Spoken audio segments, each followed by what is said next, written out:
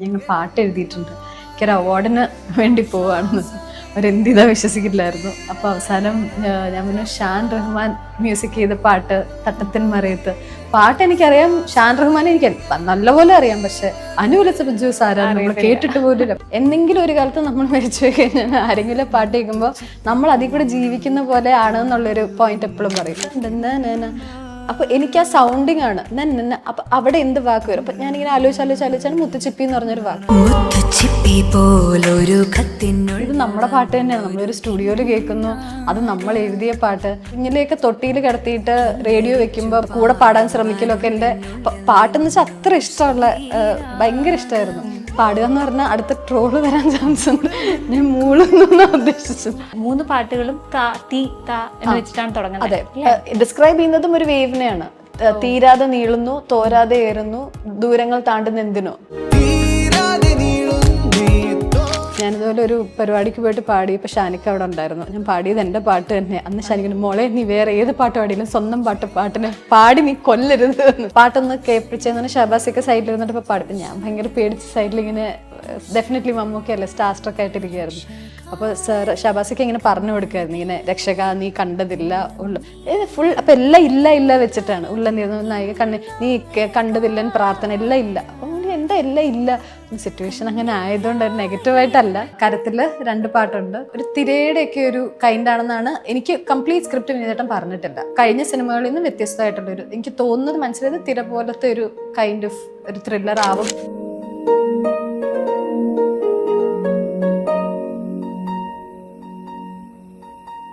തട്ടത്തിൻ മറയത്ത് മുതൽ കരം വരെ 30-ലേറെ പാട്ടുകൾ എഴുതിയ ലിറിസിസ്റ്റ് അനു എലിസബത്ത് ജോസ് ആണ് ഇന്ന് നമ്മുടെ കൂടെ. Hi Anu. Hi. Super hit മൂവിയായ തട്ടത്തിൻ മറയത്തിലേക്ക് കിടക്കാം. എങ്ങനെയായിരുന്നു ആ പാട്ടിലേക്ക് വന്നത് എന്നുള്ള ചോദ്യം ഡെഫിനറ്റ് ആയിട്ടും അവിടെ ഉണ്ട്. അതല്ലാതെ ഞാൻ വേറൊരു കാര്യം കേട്ടിട്ടുണ്ട്. ഈ തട്ടത്തിൻ മറയത്ത് എന്നുള്ള ടൈറ്റില് ആ സിനിമയ്ക്ക് വന്നത് അനു എഴുതിയ തട്ടത്തിൻ മറയത്തെ പെണ്ണെ എന്ന പാട്ടിലൂടെയാണ് എന്ന്. അതിലെത്രത്തോളം സത്യമുണ്ട്? അത് ഞാൻ കൊടുത്തതല്ല. സോ വിനീതേട്ടൻ എന്നെ വിളിച്ചിട്ട് ആദ്യം ഇങ്ങനെ ഔട്ട് ഓഫ് നോ, ഞാൻ പാട്ട് ഇതുവരെ എഴുതിയിട്ടില്ലല്ലോ. സിനിമ എന്ന് പറയുന്നതൊക്കെ ഒരു നമ്മൾ ഡിസ്റ്റന്റ് ഡ്രീം എന്നൊന്നും പറയാൻ പറ്റില്ല, നമ്മളൊന്നും ആലോചിക്കുന്ന പോലുമില്ല. ഓൾസോ അതിൽ തന്നെ പാട്ടെഴുത്ത് ആലോചിക്കുന്നേ ഇല്ല. അപ്പോൾ വിനീതേട്ടൻ സർപ്രൈസ് ആയിട്ട് ഒരു ദിവസം വിളിച്ചിട്ട് ഇങ്ങനെ പാട്ട് എഴുതാമോ എന്ന് ചോദിക്കുന്നു. അത് തന്നെ ഒരു ഷോക്കായിരുന്നു. അപ്പോൾ അതിൽ ഫസ്റ്റ് പ്രോബബ്ലി എനിക്കങ്ങനെ പാട്ട് എഴുതാൻ അത്ര ഒരു എക്സ്പീരിയൻസ് ഇല്ല എന്ന് അറിയുന്നതുകൊണ്ടായിരിക്കും എൻ്റെ അടുത്ത് ഒരു ചെറിയൊരു 4 വരിയുള്ള തട്ടത്തിൻ മറയത്തെ പെണ്ണെ എന്ന് പറഞ്ഞ പാട്ടിൻ്റെ ലൈൻസ് മാത്രം എനിക്കൊന്ന് അയച്ചു തന്നിട്ട് ഒന്ന് എഴുതാവോ എന്ന് ചോദിച്ചു. അപ്പോൾ അത് എഴുതി. അത് എങ്ങനെയോ തട്ടത്തിൻ മറയത്തെ പെണ്ണെ, പക്ഷെ അത് പ്രോബബ്ലി വിനീതേട്ടൻ അങ്ങനെ ഡ്രൈവ് ചെയ്ത് തന്നതുകൊണ്ടായിരിക്കും എനിക്ക് ആ വാക്ക് കിട്ടിയെന്ന് തോന്നുന്നു. കാരണം വിനീതേട്ടൻ എപ്പോഴും ഈ തട്ടം എഴുതിയിരിക്കുന്ന ഡയലോഗ്സ് ഒക്കെ അങ്ങനെയല്ലേ, അവളെ തട്ട് ഇട്ട് കഴിഞ്ഞാൽ സാറേ. അപ്പോൾ അങ്ങനെ വിനീതേട്ടൻ ഭയങ്കര എക്സ്പ്രസീവ് ആയിട്ട് കംപ്ലീറ്റ്ലി നമുക്കൊരു കാണുന്ന ഒരു എക്സ്പീരിയൻസ് ആണ് നറേറ്റ് ചെയ്യുമ്പോൾ. ഈ നറേഷനിൽ നിന്ന് പ്രോബബ്ലി എൻ്റെ വായിൽ കയറി കൂടിയതോ എൻ്റെ മനസ്സിൽ ആ ഒരു വാക്ക് കയറിയിട്ടായിരിക്കും ഞാൻ തട്ടത്തിൻ മറയത്തെ പെണ്ണേന്ന് എഴുതിയത്. അത് എഴുതി കഴിഞ്ഞിട്ട് അതൊരു ചെറിയ പാട്ടാണല്ലോ, 4-5 വരികളുള്ള പാട്ട്. അത് കൊടുത്തു കഴിഞ്ഞപ്പോൾ വിനീതേട്ടന് ഇഷ്ടമായി. അതങ്ങനെ അങ്ങ് പോയി. അപ്പൊ വിനീതന്റെ മനസ്സിൽ ഒരിക്കലും ഇത് സിനിമയുടെ ടൈറ്റിൽ ആവണം എന്നൊന്നും പ്ലാൻ ചെയ്തിട്ടില്ലായിരുന്നു. അവസാനം വിനീതേട്ടന് സ്വന്തമായിട്ട് വേറൊരു ടൈറ്റിലോ 1-2 ടൈറ്റിലോ ഓപ്ഷൻസ് ഉണ്ടായിരുന്നു. ലാസ്റ്റ് ആയപ്പോഴത്തേക്കിനും എന്തൊക്കെയോ നടന്ന് ഫൈനലി പേര് മാറുന്ന എന്തൊക്കെയോ ഒരു സിനാരിയോ ഒക്കെ വന്നപ്പോൾ എങ്ങനെയോ ഈ പാട്ടിന്റെ ഫസ്റ്റ് 2 വരി സിനിമയുടെ ടൈറ്റിൽ ആയതാണ്. അതുപോലെ തന്നെ ആ പാട്ടിലേക്ക് ഇപ്പം നേരത്തെ പറഞ്ഞു അതിന് മുമ്പായിട്ടൊരു ആൽബം എഴുതിയിട്ടുണ്ട് എൻ്റെ അറിവില്. അപ്പോൾ ആ പാട്ടിലേക്ക് എങ്ങനെയാ വരുന്നത്, അല്ലെങ്കിൽ ആ സിനിമയിലേക്ക് എങ്ങനെയാ ശരിക്കും വരുന്നത്? ഇതും ഭയങ്കര ആക്സിഡന്റ്. നമ്മൾ പറയില്ലേ, നമ്മൾ എവിടെയെങ്കിലും കൊണ്ട് നമ്മൾ പോലും വിചാരിക്കാതെ കൊണ്ട് എത്തിക്കുന്നു എന്ന് പറയുന്ന ഒരു സംഭവമാണ്. ഞാൻ കോളേജിലുള്ളപ്പോൾ എഗൈൻ പാട്ട് എഴുതുന്ന ഒരാളല്ല. എൻ്റെ സീനിയർ ചേട്ടനുണ്ടായിരുന്നു. ചേട്ടൻ എൻ്റെ അടുത്ത് പറഞ്ഞു, അനു ഒന്ന് എൻ്റെ ഒരു ട്യൂണുണ്ട്, ചുമ്മാ ഒന്ന് എഴുതി നോക്കുമെന്ന് പറഞ്ഞു. അപ്പോഴും എഴുതും ഞാൻ അറിഞ്ഞിട്ട് പോലും അല്ല, ഇപ്പൊ പരിചയമുള്ളതുകൊണ്ട് നീ വെറുതെ എഴുതുമെന്ന് പറഞ്ഞതാ. അന്നും ഭയങ്കര നമ്മൾ ആലോചിക്കില്ലല്ലോ, എന്തെങ്കിലും എഴുതുന്നു, ട്യൂണിന് ഒപ്പിച്ച് കുറച്ച് വരികൾ നമുക്കറിയാവുന്ന വാക്കുകളൊക്കെ എടുത്തിട്ട് എഴുതുക. അത് എഴുതിയപ്പോൾ എൻ്റെ ഫ്രണ്ട്സ് വെറുതെ, ഇപ്പൊ വിനീതേട്ടൻ വിനയതാണ്ടിയൊക്കെ കണ്ടിട്ട് താമര എഴുതുന്ന പോലെ മലയാളത്തിൽ ഒരു ഫീമെയിൽ പെർസ്പെക്റ്റീവില് ആരെങ്കിലും ഒന്ന് എഴുതിയാൽ കൊള്ളാമെന്നൊരു ആഗ്രഹം പറഞ്ഞു. അപ്പൊ എന്റെ ഫ്രണ്ട്സ് ഗണേഷ് രാജ്, പൂക്കാലം ആനന്ദൊക്കെ ഡയറക്ട് ചെയ്ത് സച്ചിൻ പാട്ട് പ്ലേബാക്ക് സിംഗർ, ഇവർ രണ്ടുപേരും വിനീതേട്ടന് ചുമ്മാ സജസ്റ്റ് ചെയ്ത ഒരു ആളുണ്ട്, ചുമ്മാ ട്രൈ ചെയ്ത് നോക്കിയാൽ എൻ്റെ ഫ്രണ്ടാണ്, ഒരു പാട്ട് എഴുതിയിട്ടുണ്ട് പുള്ളിക്കാരി എന്ന്. വിനീതേട്ടനും ഒന്നാമത് ശ്രമിച്ചു നോക്കാന്ന് പറഞ്ഞിട്ട് അങ്ങനെയാണ് സിനിമയിലോട്ട് വരുന്നത്. അപ്പം ഇത് വന്നതിന് ശേഷം കണ്ടിന്യൂ ചെയ്യണ്ടായിരുന്നു എന്നുള്ളൊരു ഇതിലാണ് നിന്നത് എന്നൊക്കെ പല ഇന്റർവ്യൂസിലും പറയുന്നത് കേട്ടിട്ടുണ്ട്. അപ്പൊ ആ സിനിമ കൊണ്ട് തന്നെ എൻഡ് ചെയ്തേക്കാന്ന് വിചാരിച്ചിരുന്ന ഒരാളാണോ? എനിക്കത് വന്നെത്തിയതേ ഞാൻ പ്രതീക്ഷിച്ചിട്ടല്ല. അപ്പോൾ നമ്മൾ പ്രിപ്പയർഡ് അല്ല. എനിക്ക് ഇത്തിരി പ്രിപ്പയർ ചെയ്തിട്ട് ഒരു കാര്യം ചെയ്യുന്നതിലാണ് താല്പര്യം. കുറച്ച് കൂടുതൽ പ്ലാൻ ചെയ്തെല്ലാം ചെയ്യുന്ന കൂട്ടത്തില്ല. ഇത് വന്നും പോയി നമുക്ക് നോ പറയുമ്പോൾ ആൾക്കാർ ചോദിക്കും എന്താ നന്നായിട്ട് എഴുതിയില്ല. പക്ഷെ എൻ്റെ ഒരു ഡിഫിക്കൽട്ടി അവർക്ക് ആർക്കും അറിയില്ല. കാരണം ഞാൻ ഭയങ്കരമായിട്ട് ഇങ്ങനെ എലക്വൻ്റ് ആയിട്ട് സംസാരിക്കുന്ന ആളല്ല, എക്സ്പ്രസ് ചെയ്യാൻ അറിയുന്ന ആളല്ല. ഇൻ വേർഡ്സ് പറയുന്ന തന്നെ എന്നെ കോളേജിലും സ്കൂളിലൊക്കെ ഇങ്ങനെ കണകട എന്ന് പറഞ്ഞുകൊണ്ട് നടക്കുന്ന ടൈപ്പുള്ള ആളായിരുന്നു. അത് അത്ര ബ്യൂട്ടിഫുൾ ആയിട്ടൊന്ന് എക്സ്പ്രസ് ചെയ്യാൻ വിത്തൗട്ട് മ്യൂസിക് എനിക്ക് പറ്റില്ല എന്ന് എനിക്ക് ഉറപ്പാണ്. സോ മ്യൂസിക് വരുമ്പോൾ സംഭവം എനിക്ക് എവിടെ നിന്നൊക്കെയോ എഴുതാൻ ഒരു മ്യൂസിക് തന്നെ ഒരു കമ്മ്യൂണിക്കേറ്റ് ചെയ്യുന്ന പോലെയൊക്കെ തോന്നാറുണ്ട്. അപ്പോൾ അത് കാരണം മാത്രം എഴുതുമ്പോൾ എനിക്ക് ഭയങ്കര റെസ്ട്രിക്ഷൻ ആണ്. ഇപ്പം എൻ്റെ ഭയങ്കര ലിമിറ്റേഷൻസിൻ്റെ ഉള്ളിൽ നിന്നിട്ടാണ് ഞാൻ എഴുതുന്നത്. അപ്പം എത്ര പാട്ട് എനിക്ക് അത്രത്തോളം നമുക്ക് തന്നെ എഴുതുമ്പോൾ അറിയാമല്ലോ എത്ര നന്നായി. ചിലപ്പോൾ നമ്മൾ ഇത് എന്തൊക്കെയോ എഴുതി വെച്ചിരിക്കുന്നു, നമുക്കൊരു സാറ്റിസ്ഫാക്ഷൻ വരാം. അപ്പം അതുകൊണ്ട് തന്നെ ഇങ്ങനെ പൂച്ചനെ പിടിച്ച് വെള്ളത്തിലിട്ടോലെ ഇത് പുറത്തിറങ്ങാനും വയ്യ. എഴുതണം എന്ന് ഭയങ്കര ആഗ്രഹം, സിനിമ ഭയങ്കര ഇഷ്ടമാണ്. പക്ഷെ എഴുതാൻ മാത്രമുള്ള അത്രയൊരു കണ്ടന്റും ഇതൊന്നും എൻ്റെ കയ്യിലില്ല, വൊക്കാബുലറി ഒന്നുമില്ല എൻ്റെ അടുത്ത്. അപ്പൊ അതുകൊണ്ടായിരുന്നു അങ്ങോട്ട് അറ്റംപ്റ്റ് ചെയ്യാനും താല്പര്യമില്ല. അപ്പോൾ എൻ്റെ അടുത്ത് വരുന്ന പാട്ടുകൾ ഞാൻ അവരോട് അപ്ലൈ പറയാൻ ഞാൻ ശ്രമിക്കാം. ഡെഫിനറ്റ്ലി എൻ്റെ 100% ആയിരിക്കും ഞാൻ ചെയ്യുക. പക്ഷെ എന്നാലും നിങ്ങൾക്ക് ഇഷ്ടമാവോ അത് ബെസ്റ്റ് ആവോ എന്നൊന്നും പറയാനുള്ള ഇത് ബിഫോർ ഹാൻഡ് എനിക്ക് പറയാൻ പറ്റത്തില്ല. എനിക്ക് മ്യൂസിക് വേണം, എന്തെങ്കിലും ഒരു ഫോം ഓഫ് മ്യൂസിക്, ആ ഒരു സിറ്റുവേഷൻ കമ്മ്യൂണിക്കേറ്റ് ചെയ്യുന്ന ഒരു മ്യൂസിക് വന്നു കഴിഞ്ഞാൽ എനിക്ക് അവിടുന്ന് എനിക്കൊരു സ്റ്റാർട്ടിങ് കിട്ടും. അതല്ലെങ്കിൽ എനിക്കൊരു വാക്ക് വെച്ചിട്ടല്ല ഞാൻ എഴുതുന്നത്. ആ മ്യൂസിക്കിൽ നിന്ന് വരുന്ന ഒരു ഐഡിയയിൽ നിന്നും ഒരു ഇമേജ് എൻ്റെ മുന്നിൽ വരുന്ന അത് വിത്ത് സൗണ്ടിങ്, അങ്ങനെയാണ് എൻ്റെ റൈറ്റിംഗ് പ്രോസസ്സ്. അപ്പോൾ അതിനൊരു മ്യൂസിക് ഒരു ഡെഫിനറ്റ് റിക്വയർമെന്റ് ആണ്. ഓക്കെ.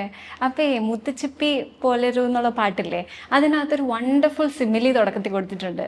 അതായത് ഒരു ലവേഴ്സിന്റെ കോൺവെർസേഷൻ ചിപ്പിക്കകത്തെ മുത്തിനെ പോലെ പ്രഷ്യസ് ആണ് എന്നാണ് ഉപമിച്ചേക്കുന്നത്. അങ്ങനെയുള്ള സംഭവങ്ങളൊക്കെ എങ്ങനെയാണ്? ഇപ്പം പറഞ്ഞല്ലോ വേർഡ്സിനെ പറ്റി അങ്ങനെ വലിയ ധാരണയില്ല, കോണ്ടന്റ് ഇല്ല. അങ്ങനെ ഒരാൾക്ക് എങ്ങനെ അങ്ങനെ എഴുതാൻ പറ്റുന്നതെന്ന് ഞാനിങ്ങനെ വണ്ടർ ചെയ്യാണ്. അത് പ്രോബബ്ലി അതും മനഃപൂർവ്വമല്ല. ഇപ്പൊ ഇതുപോലെ ഒരു നമ്മൾ തമ്മിൽ എന്ന് പറഞ്ഞ പ്രോഗ്രാമിന് ശരത് സാർ അല്ലേ ലിറിക്സ് എഴുതുന്നത്, വയലാ ശരത് സാർ ഇരുന്നിട്ട് മുത്തുച്ചിപ്പി ഭയങ്കരമായിട്ട് കാവ്യാത്മകമായിട്ട് ഭയങ്കരമായിട്ട് ഇത് ചെയ്തു. അപ്പൊ ഞാൻ ഇങ്ങനെ ഈ പാട്ടിന് ഇങ്ങനെയും പറയാല്ലേ, ഞാനത് അങ്ങനെ ഒന്നും എഴുതിയതല്ല. സോ ഞാൻ ആ ട്യൂണിൽ നമുക്ക് ഡമ്മി തരുമ്പോ തന്ന അപ്പൊ എനിക്ക് ആ സൗണ്ടിങ് ആണ് അപ്പൊ അവിടെ എന്ത് വാക്ക് വരും. അപ്പൊ ഞാനിങ്ങനെ ആലോചിച്ചാണ് മുത്തുച്ചിപ്പി എന്ന് പറഞ്ഞൊരു വാക്ക്. അവിടെ നിന്നാണ് പിന്നെ എനിക്കൊരു ഈ സിറ്റുവേഷനായിട്ട് പിന്നെ ഞാൻ കണക്ട് ചെയ്ത് പിന്നെ അവിടെ നിന്നൊരു ഇത് ഉണ്ടാക്കി എടുക്കുന്നത്. അല്ലാതെ സിറ്റുവേഷൻ ആലോചിച്ചിട്ട് മുത്തുച്ചിപ്പി എഴുതിയിട്ട് അത് ട്യൂണിന് അങ്ങനെയല്ല. അപ്പൊ അതൊരു ശരിക്കും ഭയങ്കര പോയറ്റിക് പ്രോസസ് അല്ല. മ്യൂസിക്കുമായിട്ട് കണക്ട് ചെയ്ത് എന്തോ ഒരു മാജിക്കുമായിട്ട് വരുമ്പോൾ ഒരു വാക്ക് എവിടെന്നെങ്കിലും എനിക്ക് കിട്ടും. അത് സൗണ്ടിങ് വെച്ചിട്ട് റിപ്പീറ്റഡ് ആയിട്ട് ഒത്തിരി പ്രാവശ്യം ഞാൻ കേൾക്കും. അപ്പൊ അങ്ങനെ ഒരു സൗണ്ടിങ് വരുമ്പോൾ പിന്നെ അത് വെച്ചിട്ട് ബാക്കി കണക്ട് ചെയ്തിട്ട് അതിനെ ഒരു സ്റ്റോറി ആക്കി എടുക്കാൻ, ഒരു ഇമേജ് ആക്കി എടുക്കാൻ നോക്കുക ചെയ്യാറുള്ളത്. അങ്ങനെയാണ് മുത്തുച്ചിപ്പി പോലൊരു കത്ത്. അപ്പൊ അവര് കത്ത് ഒളിച്ചിട്ടൊക്കെയല്ലേ കമ്മ്യൂണിക്കേഷൻ, അങ്ങനെയല്ലേ. അപ്പൊ മുത്തുച്ചിപ്പി കറക്റ്റ് ആയിട്ട് എനിക്ക് ആ വാക്ക് അവിടെ സെറ്റ് ആവും തോന്നിയപ്പോഴത്തേക്കിനും അതിന്ന് അവിടുന്ന് അവരുടെ സിറ്റുവേഷനായിട്ട് കണക്ട് ചെയ്ത് ബാക്കി അങ്ങ് എഴുതിയത്. അപ്പൊ വിനീതേട്ടൻ പറഞ്ഞിട്ടുണ്ടായിരുന്നു ഇതുപോലെ സ്റ്റെൻസിൽ എന്ന് പറഞ്ഞ ഒരു കോഡ് ഭാഷയൊക്കെ ഉപയോഗിച്ചിട്ടുള്ള. സ്റ്റെൻസിൽ അത്ര ഡീറ്റെയിൽ ആയിട്ട് പറഞ്ഞില്ല. പക്ഷെ എന്നാലും ഇവര് കത്തുകളിലൂടെ അങ്ങോട്ടും ഇങ്ങോട്ടും സംസാരിക്കുന്നുണ്ട്, കമ്മ്യൂണിക്കേറ്റ് ചെയ്യാൻ ആൾക്കാരുടെ ഇടയിൽ ഒളിച്ചൊക്കെയാണ് ചെയ്യുന്നത്. അപ്പൊ അങ്ങനെയാണ് മുത്തുച്ചിപ്പി ഹിഡൻ അല്ലേ. പക്ഷെ അത് ഭയങ്കര പ്രഷ്യസ്. അപ്പൊ അങ്ങനെ ഇതിൽ കമ്പയർ ചെയ്യാൻ പെർഫെക്റ്റ് ആയിരിക്കുമല്ലോ എന്ന് ചോദിച്ചിട്ടാണ് മുത്തുച്ചിപ്പി എഴുതി. അപ്പം ഈ മ്യൂസിക് റൈറ്റിംഗിലെ ഡെഫിനറ്റ്ലി ഡയറക്ടറിന്റെ ഹെൽപ്പ് വേണം, അതുപോലെ തന്നെ കമ്പോസറിന്റെ ഹെൽപ്പും വേണം. ഷാൻ റഹ്മാനും വിനീത് ശ്രീനിവാസനുമാണ് ഇതിൽ സപ്പോർട്ട് ചെയ്തത്. അവരെ ആദ്യമായിട്ട് കണ്ട സമയവും ഇതിനെ പറ്റിയുള്ള ഇൻസ്ട്രക്ഷൻസ് തരുന്നതും അതൊക്കെ ഓർത്തെടുക്കുകയാണെങ്കിൽ എന്തായിരിക്കും പറയാനുള്ളത്? വിനീതേട്ടൻ ഫോണിൽ കൂടെയാണ് മോസ്റ്റ്ലി കമ്മ്യൂണിക്കേറ്റ് ചെയ്യുന്നത്. കണ്ടിട്ടില്ല ആ സമയത്ത്. അപ്പം കാണാനൊരു ഓപ്പർച്യൂണിറ്റി അങ്ങനെ ഇല്ല. അപ്പൊ വിനീതേട്ടൻ എനിക്ക് തോന്നുന്നു അന്ന് വിനീതേട്ടൻ്റെ വൈഫ് ചെന്നൈയിലാണ്. അപ്പൊ അങ്ങനെ എന്തോ ചെന്നൈയിൽ വരും, അങ്ങനെ എന്തൊക്കെയാണ്. അപ്പൊ എനിക്ക് ബേസിക്കലി ഫോണിൽ കൂടെ ആയതുകൊണ്ട് ഞാൻ അധികം അങ്ങോട്ട് ക്വസ്റ്റ്യൻ ചോദിക്കുന്ന ടൈപ്പ് വരും. വിനീതേട്ടൻ വിളിക്കും, എന്തായാലും ചോദിക്കും, പാട്ട് എഴുതിയോ, അങ്ങനത്തെ ഒരു പ്രോസസ്സായിരുന്നു. ഫൈനലി എനിക്ക് തോന്നുന്നു, എൻ്റെ ഓർമ്മ ശരിയാണെങ്കിൽ സ്റ്റുഡിയോയിൽ പോയപ്പോഴത്തേക്കിനും ഷാനിക്കയും വിനീതേട്ടനും ഉണ്ടായിരുന്നു. അന്ന് തട്ടത്തിമറയത്തിൻ്റെ മുത്തുച്ചിപ്പി എനിക്ക് കേൾപ്പിച്ച് തന്നു സ്റ്റുഡിയോയിൽ വെച്ചിട്ട്. അന്നായിരുന്നു എൻ്റെ ഓർമ്മയിൽ ഫസ്റ്റ് ഞാൻ വിനീതേട്ടനെ കാണുന്നത്. ഭയങ്കര നമുക്കിതൊന്നും ഒരു പിഞ്ച് മീ മൊമെന്റ് എന്നൊക്കെ പറയുന്നതല്ല, നമുക്കൊരു വിശ്വസിക്കാൻ പറ്റത്തില്ല. ഇത് നമ്മുടെ പാട്ട് തന്നെയാണ്, നമ്മളൊരു സ്റ്റുഡിയോയിൽ കേൾക്കുന്നു, അത് നമ്മൾ എഴുതിയ പാട്ട്. എനിക്ക് ഇതുപോലെ ഓഡിയോ ലോഞ്ചിന് വന്നപ്പോഴും ഇതിന്റെ വിഷ്വലിന്റെ കൂടെ മുത്തുച്ചിപ്പി തിരിച്ചും കാണിച്ചു. ഇതൊന്നും അങ്ങോട്ടങ്ങ് സിങ്കിൻ ചെയ്തിട്ടില്ല. ഇപ്പോഴും എൻ്റെ ഹസ്ബൻഡ് ഇപ്പൊ പറയും, നമ്മളൊക്കെ ജോലി ചെയ്യും, നമ്മൾ മരിച്ചു കഴിഞ്ഞാൽ അധികം ആൾക്കാരൊന്നും ഓർക്കാൻ പോണില്ല. പാട്ടും സിനിമയും ഇങ്ങനത്തെ എന്തെങ്കിലും ഒരു ക്രിയേറ്റീവ് ഫീൽഡിൽ നമ്മൾ ഉദ്ദേശിച്ചിട്ടല്ലെങ്കിൽ പോലും എന്തെങ്കിലും ഒരു കാലത്ത് നമ്മൾ മരിച്ചു പോയി കഴിഞ്ഞാൽ ആരെങ്കിലും പാട്ട് കേൾക്കുമ്പോൾ നമ്മൾ അതിൽ കൂടെ ജീവിക്കുന്ന പോലെ ആണെന്നുള്ളൊരു പോയിന്റ് എപ്പോഴും പറയും. എനിക്ക് പാട്ടുകൾ ഭയങ്കര ഇഷ്ടമായിരുന്നു. അപ്പോൾ കുഞ്ഞിലേക്ക് തൊട്ടിയിൽ കിടത്തിയിട്ട് റേഡിയോ വെക്കുമ്പം പറയും അതിൻ്റെ കൂടെ അപ്പൊക്കെ റെക്കോർഡ് ചെയ്യുമായിരുന്നു ടേപ്പ് റെക്കോർഡറിൽ റേഡിയോയിൽ വരുന്ന പാട്ടുകൾ. അതെന്തോ റെക്കോർഡ് ചെയ്യുന്ന സമയത്ത് അതിൻ്റെ കൂടെ തൊട്ടി കിടന്ന് കൂടെ പാടാൻ ശ്രമിക്കലൊക്കെ എൻ്റെ പാട്ടെന്ന് വെച്ചാൽ അത്ര ഇഷ്ടമുള്ള ഭയങ്കര ഇഷ്ടമായിരുന്നു. അപ്പോൾ പാടുക എന്ന് പറഞ്ഞാൽ അടുത്ത ട്രോള് വരാൻ ചാൻസ് ഉണ്ട്. ഞാൻ മൂളൊന്നും ഉദ്ദേശിച്ചു എന്ന് പറഞ്ഞിട്ട് അങ്ങനെ തൊട്ടി കിടന്നു. അപ്പം അത് തന്നെ പണ്ട് പറയുമായിരുന്നു എപ്പോഴും. പാട്ടിനോട് അത്ര ഇപ്പൊ ഉറങ്ങാനാണെങ്കിലും പാട്ട് പാടി ഉറക്കുക. ഇച്ചിരി എഴുത്തും വായനയൊക്കെ പഠിക്കാൻ തുടങ്ങിയ സമയത്ത് സിനിമ പാട്ടിന്റെ മറ്റേ 5 രൂപയുടെ ബുക്ക് വരില്ലേ, അതെടുത്ത് വീട്ടിലൊന്നും വലിയ താല്പര്യമില്ല, പക്ഷെ അവിടെ നിന്നെങ്കിലൊക്കെ 5 രൂപ ഒപ്പിച്ച് മേടിച്ചിട്ട് ആ പാട്ടുകൾ ഡയറിയിൽ എഴുതി വെക്കുക. അപ്പൊ ഇങ്ങനെയൊക്കെ ഒരു മാനിഫെസ്റ്റേഷൻ നമ്മൾ അറിയാണ്ട് ചെയ്തിട്ടുണ്ട്. അതുകൊണ്ട് തന്നെ ഇത് ഫൈനലി ഇവരെ മീറ്റ് ചെയ്യുന്നതിലും കൂടുതൽ ഡെഫിനറ്റ്ലി അങ്ങനെ സ്റ്റാർ സ്ട്രക്ക് ആവും വിനീതേട്ടനുണ്ട്, ഷാനിക്കയുണ്ട് ഡെഫിനറ്റ്ലി. പക്ഷെ അവരെ കണ്ടതിലും കൂടുതലും നമ്മുടെ പാട്ട് കേൾക്കുന്ന ഒരു മൂമെന്റ് നമുക്ക് ഡിസ്ക്രൈബ് ചെയ്യാൻ പറ്റില്ല. അപ്പോൾ ഇതിൻ്റെ എല്ലാം ഒരു കൾമിനേഷൻ പോലെ തോന്നി അവിടെ ചെന്ന് നിൽക്കുമ്പോൾ. ഈ പാട്ട് ബുക്ക് വെച്ചതും എല്ലാം കൂടെ വന്ന് എൻഡ് ചെയ്യുന്ന ഒരു ഫൈനൽ ഇതുപോലെ അതൊരു ഇങ്ങനെ ഡിസ്ക്രൈബ് ചെയ്യാൻ പറ്റാത്തൊരു മൂമെന്റ് ആയിരുന്നു. വിനീതേട്ടനോട് കാര്യങ്ങളൊക്കെ പറഞ്ഞിട്ടുണ്ടോ ഇങ്ങനെ? വിനീതേട്ടന് അറിയാം മോസ്റ്റ്ലി. നമ്മളിങ്ങനെ ശരിക്കും പറഞ്ഞാൽ അന്തം വിട്ട് നിൽക്കുന്ന പോലത്തെ ഇങ്ങനെ നിൽക്കുക. വിനീതേട്ടൻ കുഴപ്പമില്ല.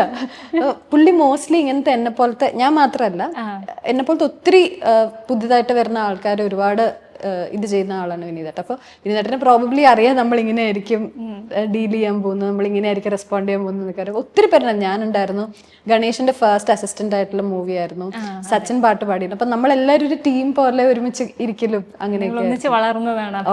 ഓൾമോസ്റ്റ് ഒത്തിരി പേരുണ്ട്. അരുൺ ചന്തു എന്ന് പറഞ്ഞ പോസ്റ്റർ ഡിസൈൻ ചെയ്ത്, ചന്തുവിന്റെ ആണ് മറ്റേ സാജൻ ബേക്കറി, സായാഹ്ന വാർത്തകൾ, അതൊക്കെ ചന്തുവിന്റെ സിനിമ. അപ്പൊ ഞങ്ങൾ എല്ലാവരും ഒരുമിച്ച് ഓൾമോസ്റ്റ് സ്റ്റാർട്ട് ചെയ്ത സിനിമയാണ് തട്ടത്തിൻ മറയത്ത്.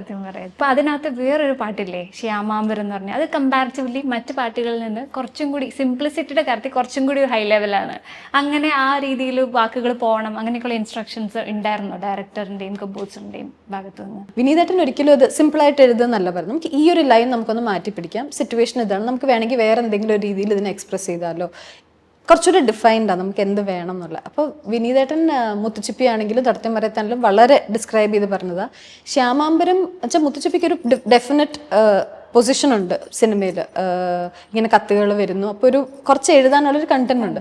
ശ്യാമാംബരം വന്നപ്പോൾ ഒരു ഫസ്റ്റ് അത്രയൊരു ഡിഫൈൻ ചെയ്യാൻ അധികം ഇല്ല, അതിൻ്റെ സിറ്റുവേഷൻ അങ്ങനെയാണ്. അപ്പോൾ ജസ്റ്റ് കാണുന്നു, ഇഷ്ടപ്പെടുന്നു, പ്രണയം വരുന്നു, ഒരു ടിപ്പിക്കൽ ക്ലീഷേഡ് ലവിന്റെ സിറ്റുവേഷനേ ഉള്ളൂ. അപ്പൊ അതിൽ ഡിസ്ക്രൈബ് ചെയ്യാൻ എനിക്കൊന്നും ഇല്ല. അപ്പൊ എനിക്ക് ഭയങ്കര പാടായിരുന്നു. അപ്പൊ തട്ടത്തിൻ മറയത്ത് പെണ്ണയൊക്കെ വന്നപ്പം ഫസ്റ്റ് പാട്ടാണ്, തട്ടം വന്നു. അപ്പൊ എനിക്ക് കുറെ വേർഡ്സ് ഉണ്ട്. ശ്യാമാംബരം വന്നപ്പോൾ കംപ്ലീറ്റ് ഒരു ബ്ലാങ്ക് സ്ലേറ്റ് എടുത്ത് വെച്ചിട്ട് ഞാൻ ഇങ്ങനെ നോക്കിയിരിക്കുന്ന അവസ്ഥയായിരുന്നു. അപ്പൊ അതാണ് ഞാൻ ഏറ്റവും സമയം എടുത്ത് എഴുതിയ പാട്ടും അത് ലാസ്റ്റ് എഴുതിയ പാട്ട്. മ്യൂസിക്കിലേക്ക് പോണോ വേണ്ടയോ എന്ന് കൺഫ്യൂസ് ആയിട്ടിരിക്കുന്ന ഒരാൾ അടുത്തൊരു മൂവി തൊട്ടടുത്ത് തന്നെ കിട്ടുന്നു അല്ലേ, നത്തോലി ഒരു ചെറിയ മീനല്ല, സെയിം വർഷമല്ലേ അതും ചെയ്തത്. അതിലൊരു പാട്ടുണ്ട് നമ്മുടെ നിത്യമേനോൻ പാടിയ പാട്ട്, അതറിയായിരുന്നോ? നിത്യമേനോനോ പാടാൻ പോകുന്ന പാട്ട്. അത് എന്നെ പോലെ ഒരു പുതിയ മ്യൂസിക് ഡയറക്ടർ ആയിരുന്നു. എനിക്ക് തോന്നുന്നു പുള്ളിയുടെ മലയാളത്തിൽ ഫസ്റ്റ് വർക്കാന്നാ തോന്നുന്നത്. അപ്പോൾ നത്തോലി വന്ന സമയത്ത് തട്ടത്തിൻ്റെ സ്ട്രെയിറ്റ് ഓപ്പോസിറ്റ് VKP സാർ വന്നിട്ട് അങ്ങ് വാക്കിയായിട്ടങ്ങ് എഴുതിക്കോളാൻ പറഞ്ഞു. എഴുതാനേ അറിയാത്ത ഒരാളോടാണ് വാക്കിയായിട്ട് എഴുതുന്നത്. അപ്പം ഈ വാക്കിയായിട്ട് എഴുതുന്നത് നമ്മൾ പോയറ്റിക്കായിട്ട് എഴുതുന്നതിനേക്കാളും ഒത്തിരി വ്യത്യാസവും ബുദ്ധിമുട്ടുമാണ്. കാരണം ഒരു പോയിന്റിൽ കൂടുതൽ വാക്കിയാൽ ഭയങ്കര ഓക്വേർഡ് ആവും. അപ്പോൾ അതിനൊരു മീറ്റർ ഉണ്ട്, അതിനകത്ത് നിന്നാലേ അത് കേൾക്കുന്നവർക്ക് അരോചകം ആവാത്ത രീതിയിൽ എഴുതാൻ പറ്റുള്ളൂ. ഞാൻ വരുന്ന പ്രോജക്റ്റ് ഇഫ് ഐ ക്യാൻ ഞാൻ നോ പറയാറില്ല, ഞാൻ ചോദിച്ചില്ല. അപ്പം അത് തൊട്ട് പുറകെ വന്നതുകൊണ്ട് ഞാൻ ഹാപ്പി ആയിട്ട് ഒരു ചുമ്മാ ഒരു കൈ വീശി ഇഷ്ടമുള്ള അല്ലെ കംപ്ലീറ്റ് ഫ്രീഡം തന്ന് എഴുതുന്നുണ്ട്, ഞാൻ അങ്ങ് എഴുതി. അപ്പം അതിൽ ചില വാക്കുകൾ കേൾക്കുമ്പോഴത്തേക്കും എനിക്ക് ഓർമ്മയുണ്ട്, ട്രാഫിക്കിന്റെ ഡയറക്ടർ ഇല്ലേ രാജേഷ്, എൻ്റെ അടുത്ത് ഒരു പ്രാവശ്യം വിളിച്ചല്ല എനിക്കൊന്ന് ഏതൊരു സിനിമ ഉണ്ട് എന്നെ ഇറങ്ങും എന്തോ കണ്ടപ്പം എൻ്റെ അടുത്ത് തന്നെ എന്താടോ താൻ ചെയ്ത് വെച്ചിരിക്കുന്നത്. ഞാൻ ദൈവമേ നാണം കിട്ടും ഞാൻ പറഞ്ഞു ഞാനത് വാക്കിയായിട്ടാണ് ഉദ്ദേശിച്ചത്, അത്ര വേണ്ടായിരുന്നു വാക്കിന്ന്. അപ്പൊ ഓരോരുത്തർക്കും ഓരോ ടേക്ക് ഉണ്ട്. അപ്പൊ അതൊക്കെ നല്ല ലേണിംഗ് എക്സ്പീരിയൻസ് ആയിരുന്നു എനിക്ക്. ആ പാട്ടിന്റെ സിറ്റുവേഷനോട് യോജിക്കുന്നുണ്ട്.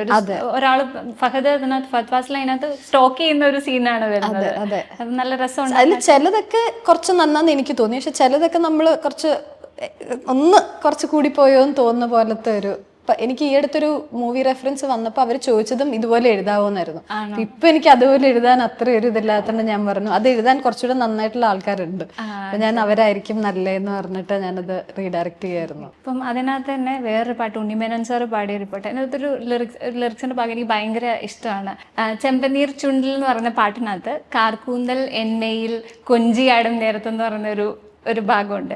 ആ കൊഞ്ചുന്നതിനകത്തൊക്കെ ഈ സിംഗേഴ്സ് ഇങ്ങനെ ആ ഭാവം ഉണ്ണിമേനോൻ സാർ നല്ല രീതിയിൽ ആ എക്സ്പ്രഷനൊക്കെ ഇട്ടിട്ടുണ്ട്. ഇപ്പം നമ്മളിപ്പം എന്ത് എക്സ്പ്രഷനാണ് ലിറിസിസ്റ്റ് ഉദ്ദേശിച്ചതെന്നൊക്കെ എങ്ങനെയാണ് കൺവേ ചെയ്യുന്നത്? കാരണം സെറ്റിൽ പോകുന്നില്ല എന്ന് പറഞ്ഞു, സിംഗേഴ്സിനെ കാണാറില്ല എന്ന് പറഞ്ഞു, അപ്പം അതെങ്ങനെയാണ് അവരിലേക്ക് എത്തിക്കുന്നത്? ചില പാട്ടുകളിലൊക്കെ എന്നെ ചിലപ്പോൾ സ്റ്റുഡിയോന്ന് വിളിക്കും, എന്ത് ഇമോട്ട് ചെയ്യണമെന്ന് പറഞ്ഞു കൊടുക്കാൻ എനിക്കൊന്ന് എന്നെക്കാട്ടിലും നന്നായിട്ട് ഉണ്ണിമേനോൻ സാറിന് അറിയാവുന്നതുകൊണ്ട് അവരൊന്നും വിളിച്ചിട്ടില്ല. എന്താണോ കൺവേ ചെയ്യേണ്ടത് നമ്മൾ ഉദ്ദേശിച്ചതിനെക്കാട്ടിലും അവർക്ക് അത്ര എക്സ്പീരിയൻസ് ഉണ്ട്.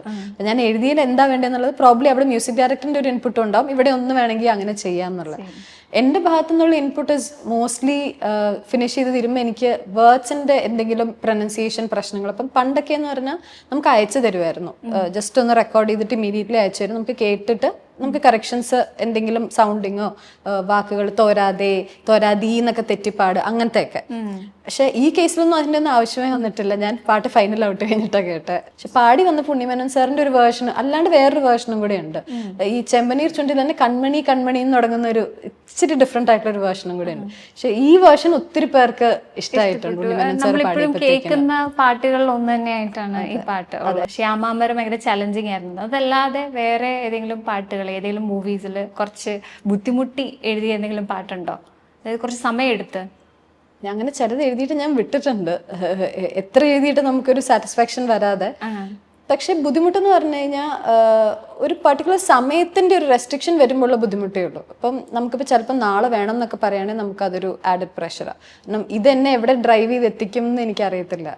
അപ്പോൾ ഒരു എഴുതുന്ന ഒരാൾക്കാണെങ്കിൽ ഇങ്ങനൊരു റെസ്ട്രിക്ഷൻ ഇല്ലല്ലോ, അവർക്കറിയാം ഒരു സിറ്റുവേഷൻ കിട്ടിയ അവർക്ക് ഇരുന്നൊരു വേർഡ് വെച്ച് എനിക്ക് പാട്ട് കേൾക്കണം. അപ്പോൾ പാട്ട് കേട്ട് ആ പാട്ട് കമ്മ്യൂണിക്കേറ്റ്. ഇപ്പോൾ ഹാൻസിമറിന്റെ ഇൻറ്റർസ്റ്റെല്ലാർ കേൾക്കുമ്പോൾ നമ്മൾ പറയില്ലേ, അതിൽ ഒരു ലൈൻ പോലും ഇല്ല, ഒരൊറ്റ ലിറിക്കില്ല, പക്ഷെ ആ പാട്ട് നമുക്ക് ഒരു ഇൻഡെഫിനിറ്റ് സ്പേസിൽ നമ്മളിങ്ങനെ ഇരിക്കുന്ന ഒരു ഫീലിംഗ് ഓട്ടോമാറ്റിക്കലി അത് തരുന്നുണ്ട്.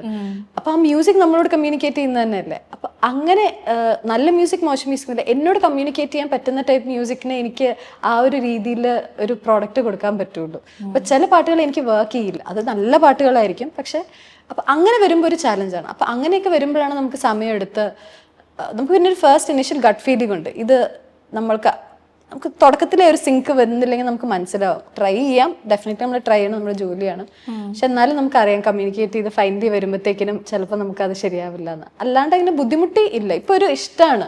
ആദ്യമൊക്കെ ഇങ്ങനെ ബുദ്ധിമുട്ട് വിചാരിക്കുകയാണെങ്കിൽ ഇപ്പൊ കുറച്ച് ഇഷ്ടമാണ് അങ്ങനത്തെ ഒരു ചാലഞ്ചൊക്കെ വരുമ്പോൾ. കാരണം പണ്ടൊക്കെ എന്നെ ടൈപ്പ് കാസ്റ്റ് ചെയ്യുന്ന പോലെ എല്ലാം ലവ് സോങ്സ് ആയിരുന്നു.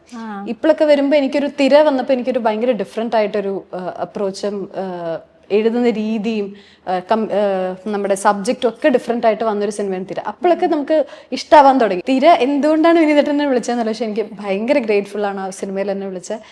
വേറെ തന്നെ ഞാൻ പറഞ്ഞില്ല, വേറെ തന്നെ ഒരു ആ സമയത്തും ആ പാട്ടുകൾ അത്രയും ഹിറ്റായിട്ടില്ലായിരുന്നു.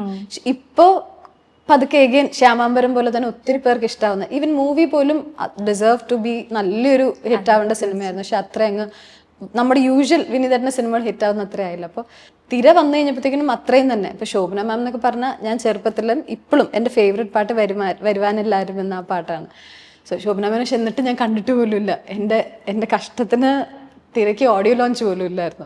അപ്പൊ എനിക്ക് കാണാൻ പറ്റിയിട്ടില്ല. അപ്പോൾ ഇപ്പോഴും ഒരു ഡ്രീം പോലെ അതവിടെ ബാക്കി നിൽക്കുന്നുണ്ട്. തിരയില് മാമിനെ കാണണം. ചെറുപ്പത്തിലൊക്കെ എന്നെ ഭക്ഷണം കഴിപ്പിക്കുന്ന ശോഭനേനെ പോലെ ആവും എന്ന് പറഞ്ഞിട്ടാണ്. എനിക്ക് അത്ര ഇഷ്ടമായിരുന്നു.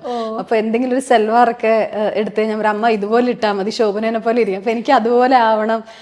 അതൊക്കെയായിരുന്നു എൻ്റെ ഒരു ചൈൽഡ്ഹുഡിൽ എൻ്റെ probably favourite actress, favourite song ഇപ്പോൾ വരുവാനില്ല. ഇപ്പം എല്ലാം കണക്റ്റഡ് ടു ശോഭന മാം ആയിരുന്നു. തിര മൂവിനെ പറ്റി പറയുമ്പോഴേ അത് വേറൊരു കൈൻഡ് ഓഫ് മൂവിയാണ്. ഇപ്പോൾ പറഞ്ഞതുപോലെ ലവ് ബേസ്ഡ് അല്ലാതെ കുറച്ച് ത്രില്ലർ സസ്പെൻസ് ഒക്കെ ഇൻക്ലൂഡ് ആയിട്ടുള്ള ഒരു മൂവി. അപ്പം അതിൻ്റെ ആ ഒരു എന്താ പറയുക അറ്റ്മോസ്ഫിയർ എങ്ങനെയായിരിക്കും എന്നുള്ള എന്തെങ്കിലും ഇൻസ്ട്രക്ഷൻസ് വിനീതേട്ടൻ്റെ ഭാഗത്തുനിന്ന് ഉണ്ടായിട്ടുണ്ടോ? അതുപോലെ ഷാനിക്ക, അപ്പോൾ ഷാൻ റഹ്മാനാണ് മ്യൂസിക് ചെയ്തേക്കുന്നത്, ഷാനിക്ക എങ്ങനെയാണ് സപ്പോർട്ട് ചെയ്തത് ഈ മൂവിയിൽ എഴുതാൻ വേണ്ടിയിട്ട്?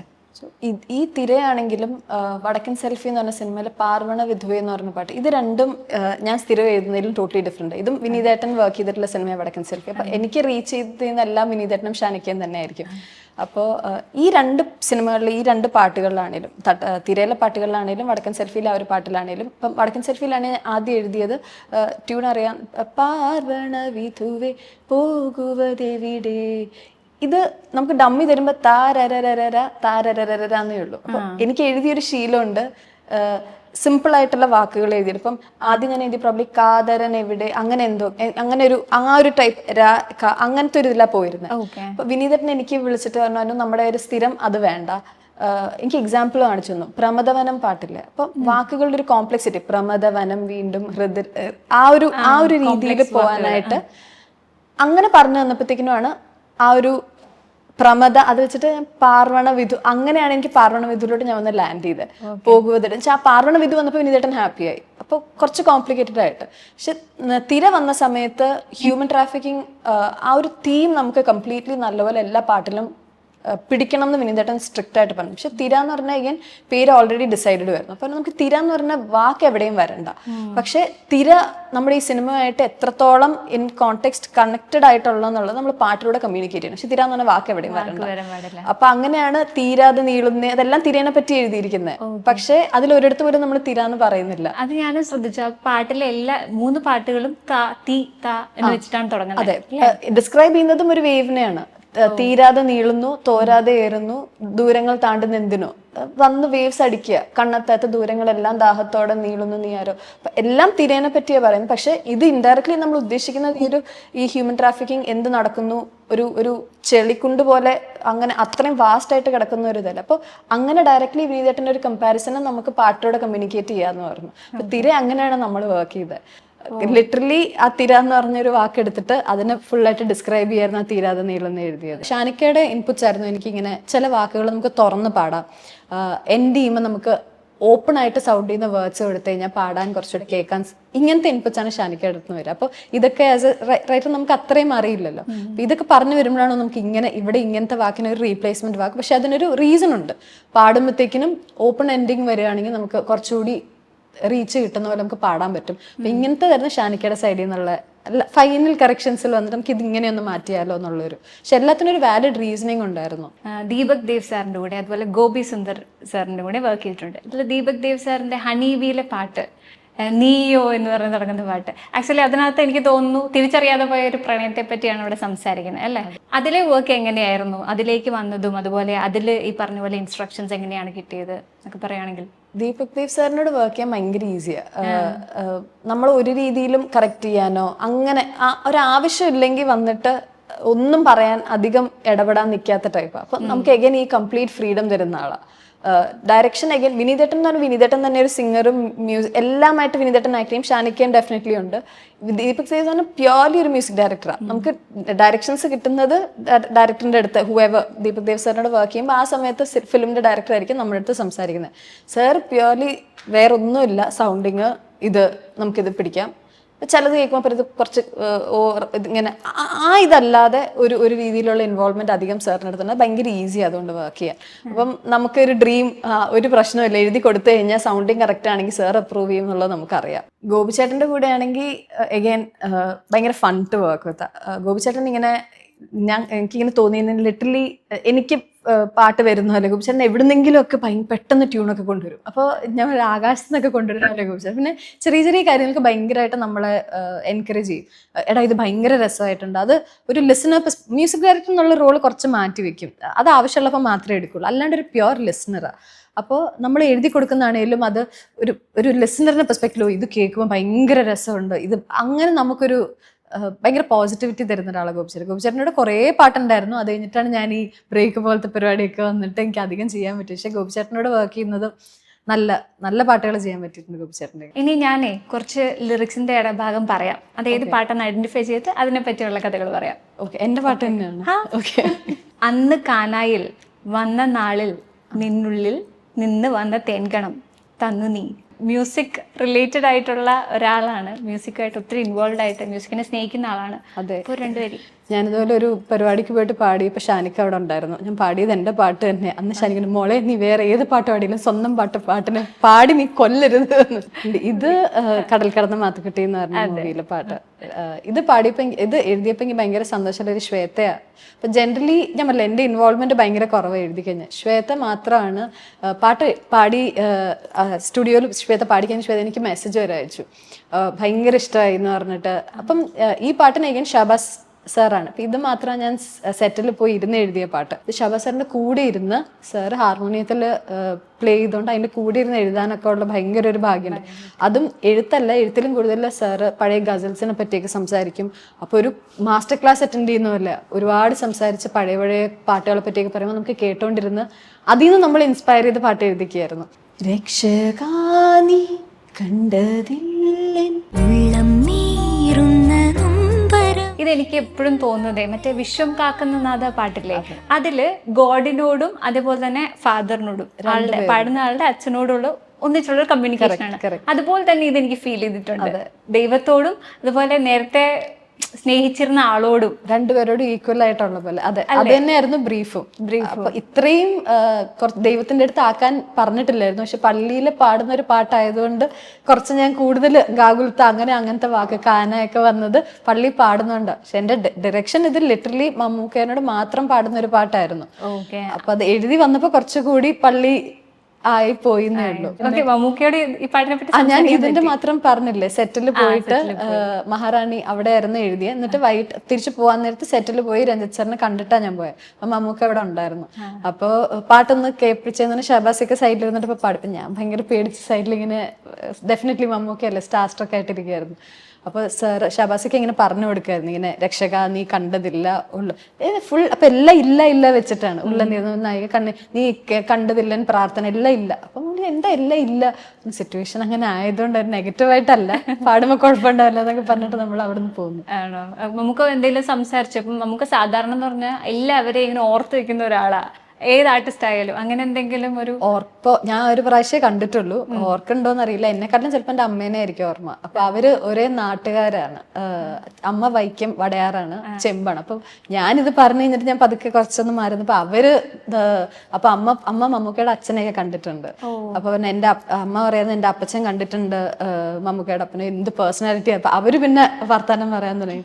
ഞാൻ കുറച്ചൊന്ന് മാറി നിൽക്കുക. പുഞ്ചിരി നിറഞ്ഞ ചുണ്ടുമായി കണ്ണിലുണരും കുറുമ്പുമായി ആടാൻ പാടാൻ കൊഞ്ചിനി കൂട്ടുക. മങ്കി പെൻ വിണ്ണിലെ താരകം രാഹുൽ സുബ്രഹ്മണ്യൻ. അത് ആയിരുന്നു.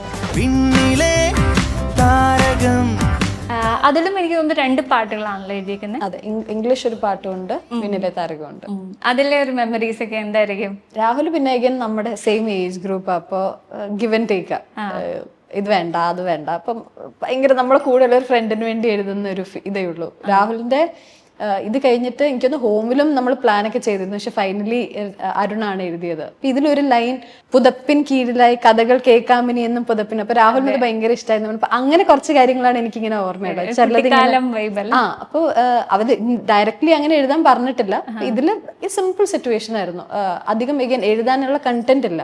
ഈ കുട്ടിയുടെ കുറച്ച് ചിരിയും കളിയൊക്കെ ഡിസ്ക്രൈബ് ചെയ്യുന്ന ഒരു പാട്ട്, അവരുടെ ഫാമിലിയെ ഒന്ന് കാണിക്കുന്നു, ഇത്രയേ ഉള്ളൂ. അപ്പൊ അതില് ഞാൻ കുറച്ച് എന്റെ ചൈൽഡ്ഹുഡിലെ മെമ്മറീസ് ഒക്കെ കൂടി എടുത്തിട്ടാണ് കഥകൾ കേൾക്കാമിനി എന്നും പുതപ്പിൻ കീഴിലായി വീഴാതെ ഏറാം മരത്തിൻ ജില്ലയിൽ, ഇങ്ങനെയൊക്കെ കുറച്ച് ചെയ്തപ്പോ അതിലെ കഥകൾ കേൾക്കാൻ രാഹുലിന് ഭയങ്കര ഇഷ്ടമായിട്ട് ഇങ്ങനെ പറഞ്ഞിരുന്നു. പ്രഭാതം മാറി നിന്നു തേടുന്നു ആരെ നീ കാതരെ, ചുമടേറും വരെ മിഴി മൂടും വരെ വിധി തേടുന്നു. അത് വടക്കൻ സെൽഫിയിൽ നേരത്തെ നമ്മൾ സംസാരിച്ച പാട്ട് തന്നെയാണ്. അതും ഇതുപോലെ ടിപ്പിക്കൽ ആ മുത്തുച്ചിപ്പി എന്നൊക്കെ ഒരു ഡിഫറെന്റ് പാട്ടായിരുന്നു. യാത്ര, അതും വിനീതേട്ടൻ നല്ല വിനീതേട്ടൻ വരുമ്പോ ആ ഒരു എനിക്ക് ഭയങ്കര ഒരു സപ്പോർട്ടാ. സിറ്റുവേഷൻ നല്ലപോലെ ഡിസ്ക്രൈബ് ചെയ്യും. അപ്പം എഴുതാൻ ഭയങ്കര എളുപ്പമാണ്. ഇതെന്തായാലും പാടണം, ഇത് സിമ്പിൾ പാട്ടാ, ഇതും കൂടെ പാടണേ. തിരികെ വരുവാനി വഴി നിന്നില്ലേ, തീരാ മർമ്മരമുയരും നീ ഇരവിൽ ചിരിതൻ കൂടുമൊരുക്കിയില്ലേ. അത് എൻ്റെ ഒരു അഗൈൻ ബിജുപാൽ സാറിനോട് ഞാൻ വർക്ക് ചെയ്തിട്ടുള്ള വലിയൊരു പാട്ടാണ് ഇത്. ഈ ചെമ്പനീർ പോലെ തന്നെ ഞങ്ങൾക്ക് രണ്ടുപേർക്കും വലിയ സാറ്റിസ്ഫാക്ഷൻ ഇല്ലാത്ത പാട്ടായിരുന്നു. ബിജുപാൽ സാർ പറഞ്ഞു എനിക്ക് അത്രയൊരു ഇതായിട്ട് തോന്നുന്നില്ല. പക്ഷെ ഇതും ഇപ്പൊ കുറെ പേര് എൻ്റെ അടുത്ത് ഈ അടുത്തൊരു ഞാൻ പറഞ്ഞിട്ടില്ല ഈ ജാമിയുടെ വീഡിയോ വന്നു കഴിഞ്ഞിട്ട് ഒത്തിരി പേര് റീച്ച് ഔട്ട് ചെയ്യുന്നുണ്ടായിരുന്നു. അതിലൊരു ടൈംസ് ഓഫ് ഇന്ത്യയിലെ ഒരു പെൺകുട്ടി ഇന്റർവ്യൂ ചെയ്തപ്പോൾ ആ കുട്ടിയുടെ ഫേവറേറ്റ് പാട്ടാണ്. ആ പാട്ടൊന്ന് പാടാവോ? ഓമൽ കൺമണി മഴമേഘം പോലെ നിൻ കാണാതിന്നു നിൻ മിഴി രണ്ടും മൂടിടാം മായാതിന്നു നിൻ മഴവില്ലായി മാറിടാം. സൂപ്പർ, എനിക്കിഷ്ടമുള്ള പാട്ടാണ് പാടാൻ ഞാൻ പറഞ്ഞത്. മനസ്സിലെ ഓർമ്മകൾ കുരുന്നു പൂക്കളായി വിടർന്നു നിന്നോ അടർന്നൊരീ മോഹവും കൊരുത്തു ചേർത്തുവോ നിറങ്ങളാലെ. ജൂണിലെ പാട്ടാണ്. അതും ഭയങ്കര ഇഷ്ടമുള്ളൊരു പാട്ടാണ്. അതിൽ കുറച്ച് പാട്ടുകൾ ഉണ്ടായിരുന്നു. ഫൈനലി ഒരൊറ്റ പാട്ടായിരുന്നു. അപ്പൊ എനിക്ക് അതിലൊരു സെക്കൻഡ് സ്റ്റാൻസൊക്കെ ഇങ്ങനെ കയറി പോകുന്ന പോലെ ഉണ്ട്. പറയാതെ നെഞ്ചിന്റെ ഇഴകടി. അപ്പൊ മ്യൂസിക് ഇങ്ങനെ കയറി പോകും. തീരുന്നില്ല. വിരുന്ന് വരാനായി. അപ്പൊ അതൊക്കെ ഭയങ്കര നല്ല എക്സ്പീരിയൻസ് ആയിരുന്നു. അത് കംപ്ലീറ്റ് ഇങ്ങനെ കയറി ഇറങ്ങി. അപ്പൊ അതൊരു ഡിഫറെന്റ് കൈൻഡ് ഓഫ് പാട്ടായിരുന്നു. ഇഫ്തി ആയിരുന്നു അതിന്റെ മ്യൂസിക്. ഇഫ്തിയുടെയും ഇതുപോലെ പുതുതായിട്ട് ഇഫ്തി ചെയ്ത പാട്ടായിരുന്നു. ഇഫ്തിയുടെയും ഭയങ്കര നല്ല. എഗൈൻ പുതിയ ആൾക്കാരോട് ചെയ്യുമ്പം രണ്ടുപേരും ഈക്വലി ലേണിംഗ് എക്സ്പീരിയൻസ്. എനിക്ക് എത്ര ഇപ്പം 10 പാട്ട് കഴിഞ്ഞു എന്ന് പറഞ്ഞാലും അത്രയൊരു എക്സ്പോഷർ എനിക്ക് ഉണ്ടായിട്ടില്ലല്ലോ. അപ്പൊ ഇഫ്തി പുതിയ ആള്, ഇഫ്തിയും ഞാനും അങ്ങോട്ടും ഇങ്ങോട്ടും there's a lot of give and take. അപ്പോൾ ആദ്യം നമ്മളൊരു പാട്ട് എഴുതി ചെയ്തത് ആ പാട്ട് then make it to the movie. അപ്പൊ അതും ഞങ്ങൾക്ക് ഭയങ്കര ഇഷ്ടമായിരുന്നു. അപ്പൊ അങ്ങനെ കുറച്ചൊരു ഈ പാട്ട് കുറച്ചധികം ആൾക്കാരുടെ ഇടയിലോട്ട് ആ ഒരു കോളേജ് ഫെയർവെൽ ആ ഒരു രീതിയിലോട്ട് ഈ തീർന്നു പോകുമ്പോ കുറെ വിഷമവും എല്ലാം കൂടെ ഉള്ളൊരു പാട്ടല്ലേ. പക്ഷെ എനിക്ക് ഈ സിനിമയിൽ ഞാൻ എഴുതാത്ത മറ്റേ പാട്ട് ഇഷ്ടം, കൂട് വിട്ട്. ആ പാട്ട് ഭയങ്കര ഇഷ്ടമായി. അപ്പൊ നമ്മുടെ സെഗ്മെന്റ് കഴിഞ്ഞു, ലിറിക്സ് എല്ലാം ഓർത്തു പിടിക്കി. പിന്നെ നമുക്ക് മറക്കാൻ പറ്റാത്തത് എനിക്കൊന്ന് സച്ചിൻ അതുപോലെ ഗണേഷ് കൂട്ടുകെട്ടിന്റെ കൂടെ കൂടിയതാണാനും അല്ലെ, ആനന്ദത്തിലെ പാട്ടുകള് 2 പാട്ട് അതിനകത്ത് എഴുതിയിട്ടുണ്ട്. ഈ പയ്യവിഷൻ കാറ്റ് ഇപ്പൊ ആണെങ്കിൽ അത് ഭയങ്കര ഫേമസ് ആണ്. എന്ന് വെച്ചാൽ ആരെങ്കിലും ബസ്സിൽ കയറിയിട്ടുണ്ടെങ്കിൽ അപ്പൊ അവര് കേൾക്കുന്ന പാട്ടാന്ന് പറഞ്ഞിട്ടൊക്കെ ഒത്തിരി റീല് വരുന്നുണ്ട് ഇപ്പൊ. പയ്യവിഷൻ ഞാൻ കാണുന്നുണ്ട്. നമ്മളെപ്പോഴും ഒരുമിച്ചായിരുന്നു ഇവിടെ എറണാകുളത്തുള്ളപ്പോഴത്തേനും ഫ്രണ്ട്സ് എല്ലാവരും കൂടെ കൂടി സച്ചിനും ഗണേഷും. അപ്പൊ സച്ചിൻ ഈ സിനിമയുടെ എഴുത്ത് മുതൽ ഞങ്ങളൊക്കെ ഉണ്ടായിരുന്നു കൂടെ.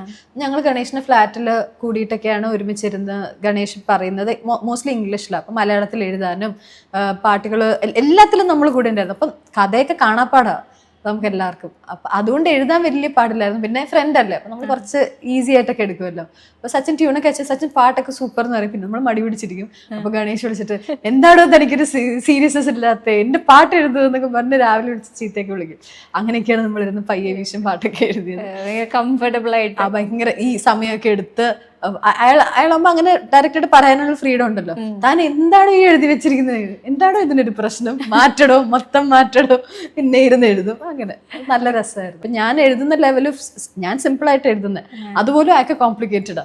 വളരെ താൻ ഇത്ര കോംപ്ലിക്കേറ്റഡ്, കുറച്ചുകൂടി നമ്മളോട് ഇതിലും താഴാൻ പറ്റില്ല, ഇതിലും സിമ്പിൾ ആക്കാൻ പറ്റില്ല എന്ന് പറയും. കവിത വരില്ല. കവിതയല്ലേ ഇത്, നീ പറയുന്ന ചുമ്മാ ഹലോ ഹവാറി പറയുന്നവരൊക്കെ എഴുതി വെക്കാം, അത്ര സിമ്പിൾ ആക്കാൻ പറയുകയാണ്. അപ്പൊ വളരെ ഇത് ഇത്രയും വേണ്ട. അപ്പൊ കുഞ്ഞോളങ്ങൾ കൊഞ്ചും പോലെ എന്താ ഈ കുഞ്ഞോളം കൊഞ്ചാന്ന്, എന്താണോ ഇത് കുഞ്ഞു കുഞ്ഞു വേവ്സ്, ഓ ഇത്രയൊക്കെ അർത്ഥമൊക്കെ വേണോ അതിന്, താൻ പോയെന്ന് പറഞ്ഞിട്ട് അങ്ങനെ ഒരു ബാൻഡറിന്റെ ഒക്കെ ഇടയിലാണ്. രസമുള്ള ഒരു പാട്ടാ അത്, പയ്യെ വീശും കാറ്റിൽ. അതുപോലെ മറ്റേ പാട്ടും നമുക്ക് അതൊരു ഇത്തിരി ഉള്ളെങ്കിലും അതിനൊരു സോൾ ഉണ്ട്. അതെനിക്ക് കുറച്ചുകൂടി ഇഷ്ടം എന്ന് വെച്ചാൽ അതിലെ ശാന്തമീ പോഷൻ. ഞാൻ പറയാറില്ല, ഞാൻ പല പല പണിയുടെ ഇടയിലായിരിക്കും മോസ്റ്റ്ലി പാട്ട് എഴുതുന്നത്. ചിലപ്പോൾ ഇങ്ങനെ പറയുന്ന പോലെ നല്ല സീനറി ഒക്കെ കണ്ടിരുന്ന് പാട്ട് എഴുതുന്ന ആളല്ല. മുത്തുച്ചിപ്പി എഴുതി ക്യാബിലാണെങ്കിൽ ഈ നിലാവിലെല്ലാമേ ഞാൻ ബാംഗ്ലൂർ കൊച്ചി ഡ്രൈവ് ചെയ്ത് വരുന്ന സമയത്താണ് ദീപ് ഡ്രൈവ് ചെയ്യാൻ ഞാൻ സൈഡിലിരുന്നിട്ട് ഞാൻ എഴുതിക്കൊണ്ടിരിക്കും. അപ്പൊ കാറിന്റെ ദീപിന് വട്ടാവും ഒരു പനി, കാരണം ഡമ്മി പാട്ട് കേൾക്കുന്നവരല്ല ഡമ്മി കേൾക്കുന്നത്. തരാര ഇത് തന്നെ റിപ്പീറ്റ്. അപ്പം ഇതന്നെ 4 വരി എന്തോ ഉള്ളൂ, ഇത് തന്നെ റിപ്പീറ്റ് ഇട്ട് ഓൾ ദ വേ ഇട്ടിട്ട് ഇതിലപ്പം ഒരു പൊസിഷന് തരാര അങ്ങനെ വരുന്നുണ്ട്. ഇത് കേട്ട് ദീപ് പറഞ്ഞു ശരി എനിക്കൊരാഗ്രഹം, ഇവിടെ ശാന്തമീ ഇട്ടിട്ടൊന്ന് എഴുതാവോ എന്ന് ചോദിച്ചു. കേട്ട് ദീപിന് അവിടെ ശാന്തമീ പറ്റുമോ, ശാന്തമി പറ്റും എന്നാൽ അത് വെച്ചിട്ട് ബാക്കിയൊന്നും എഴുതാം. അതവിടെ ഞാൻ ശാന്തമി വെച്ചിട്ടാണ് ബാക്കി മൊത്തം എഴുതിയത്. ഓക്കെ, അവിടുന്ന് ഹസ്ബൻഡിന്റെ ഒരു അതെ അപ്പൊ തിയേറ്ററിൽ കണ്ടപ്പോ അവിടെ ഇരുന്നിട്ട് ദീപൻ ഞാനും ഒരു പാർട്ടിന്റെ ഭാഗമായി തിയേറ്ററിൽ ശാന്തമീ എന്റെ പറഞ്ഞിട്ട് അതെനിക്ക് കുറച്ച് സ്പെഷ്യലാണ് ആ പാട്ട്. അത് തട്ടത്തിൻ മറയത്ത് എന്ന് പറഞ്ഞാൽ നമ്മുടെ ഏറ്റവും ഫേവറേറ്റ്, അതുപോലെ ഏറ്റവും ഹാർട്ടിൽ കൊണ്ടു കിടക്കുന്ന മൂവി ആയിരിക്കും. അതിനെ ചുറ്റിപ്പറ്റിയുള്ള വേറെ എന്തെങ്കിലും ഓർമ്മകൾ ഉണ്ടാവോ? കുറെ അവാർഡ്സ് ഒക്കെ അതിന് കിട്ടിയിട്ടില്ലേ? തട്ടത്തിൻ മറയത്തിന് മാത്രമായിരുന്നു ആ സമയത്ത് ഇങ്ങനെ ബെസ്റ്റ് സോങ് എന്നുള്ള രീതിയിൽ ഒരുപാട് അവാർഡ് കിട്ടിയിട്ടുണ്ടായിരുന്നു. അപ്പോൾ അതിൻ്റെ കൂട്ടത്തിൽ ഡെഫിനറ്റ്ലി ബെസ്റ്റ് ലിറിസിസ്റ്റ് അങ്ങനെ കുറേ കിട്ടിയിട്ടുണ്ടായിരുന്നു. അപ്പോൾ ഇതുപോലെ ഫസ്റ്റ് ടൈമാണ് ഞാൻ ദുബായിക്ക് ഇതുപോലത്തെ ഒരു അവാർഡിന് വേണ്ടിയിട്ടാണ് പോയത്. അപ്പോൾ അവർ തന്നെ ഇഷ്യൂ ചെയ്ത വീസ ആയിരുന്നു. ഞാൻ TCC വർക്ക് ചെയ്ത സമയമായിരുന്നു. ഇപ്പോൾ ഉള്ളത്രയും കൂടെ വെയിറ്റ് ഇല്ല, ഒരു 38-40 അടുത്തൊക്കെ കഷ്ടേ ഉള്ളൂ. അപ്പോൾ ഒരു ചെറിയൊരു കുട്ടി ഇമിഗ്രേഷനിലൊക്കെ ചെന്നിട്ട് ഇങ്ങനെ ടിക്കറ്റ് കാണിക്കുമ്പോൾ പർപ്പസ് ഓഫ് യു വിസിറ്റ് ഇവിടുന്ന് ക്ലിയർ ചെയ്യണമല്ലോ. അപ്പോൾ അവർ ചോദിച്ചു കഴിഞ്ഞപ്പോൾ ഞാൻ പറഞ്ഞു ഇങ്ങനെ എനിക്ക് പറയാൻ ആദ്യം ഇച്ചിരി ചമ്മലായിട്ട് ഞാൻ പറഞ്ഞു ഒരു ഫംഗ്ഷൻ അറ്റൻഡ് ചെയ്യാനാണ്. അപ്പോൾ അവർ ചോദിച്ചാൽ എന്ത് ഫംഗ്ഷൻ? അപ്പോൾ അവരുടെ വിചാരം ഇനി എങ്ങാനും ജോലിയെല്ലാം അന്വേഷിച്ച് പോകുന്ന ജസ്റ്റ് സ്റ്റാർട്ട് ചെയ്യുന്ന ഏതെങ്കിലും കുട്ടി. അപ്പോൾ ഞാൻ ഫൈനലി നിവർത്തിയില്ലാതെ പറഞ്ഞു ഞങ്ങൾ പാട്ട് എഴുതിയിട്ടുണ്ട്, എനിക്കൊരു അവാർഡിന് വേണ്ടി പോവുകയാണെന്ന്. അവരെന്തിതാ വിശ്വസിക്കില്ലായിരുന്നു. അപ്പോൾ അവസാനം ഞാൻ പറഞ്ഞു ഷാൻ റഹ്മാൻ മ്യൂസിക് ചെയ്ത പാട്ട് തട്ടത്തിൻ മറയത്ത്.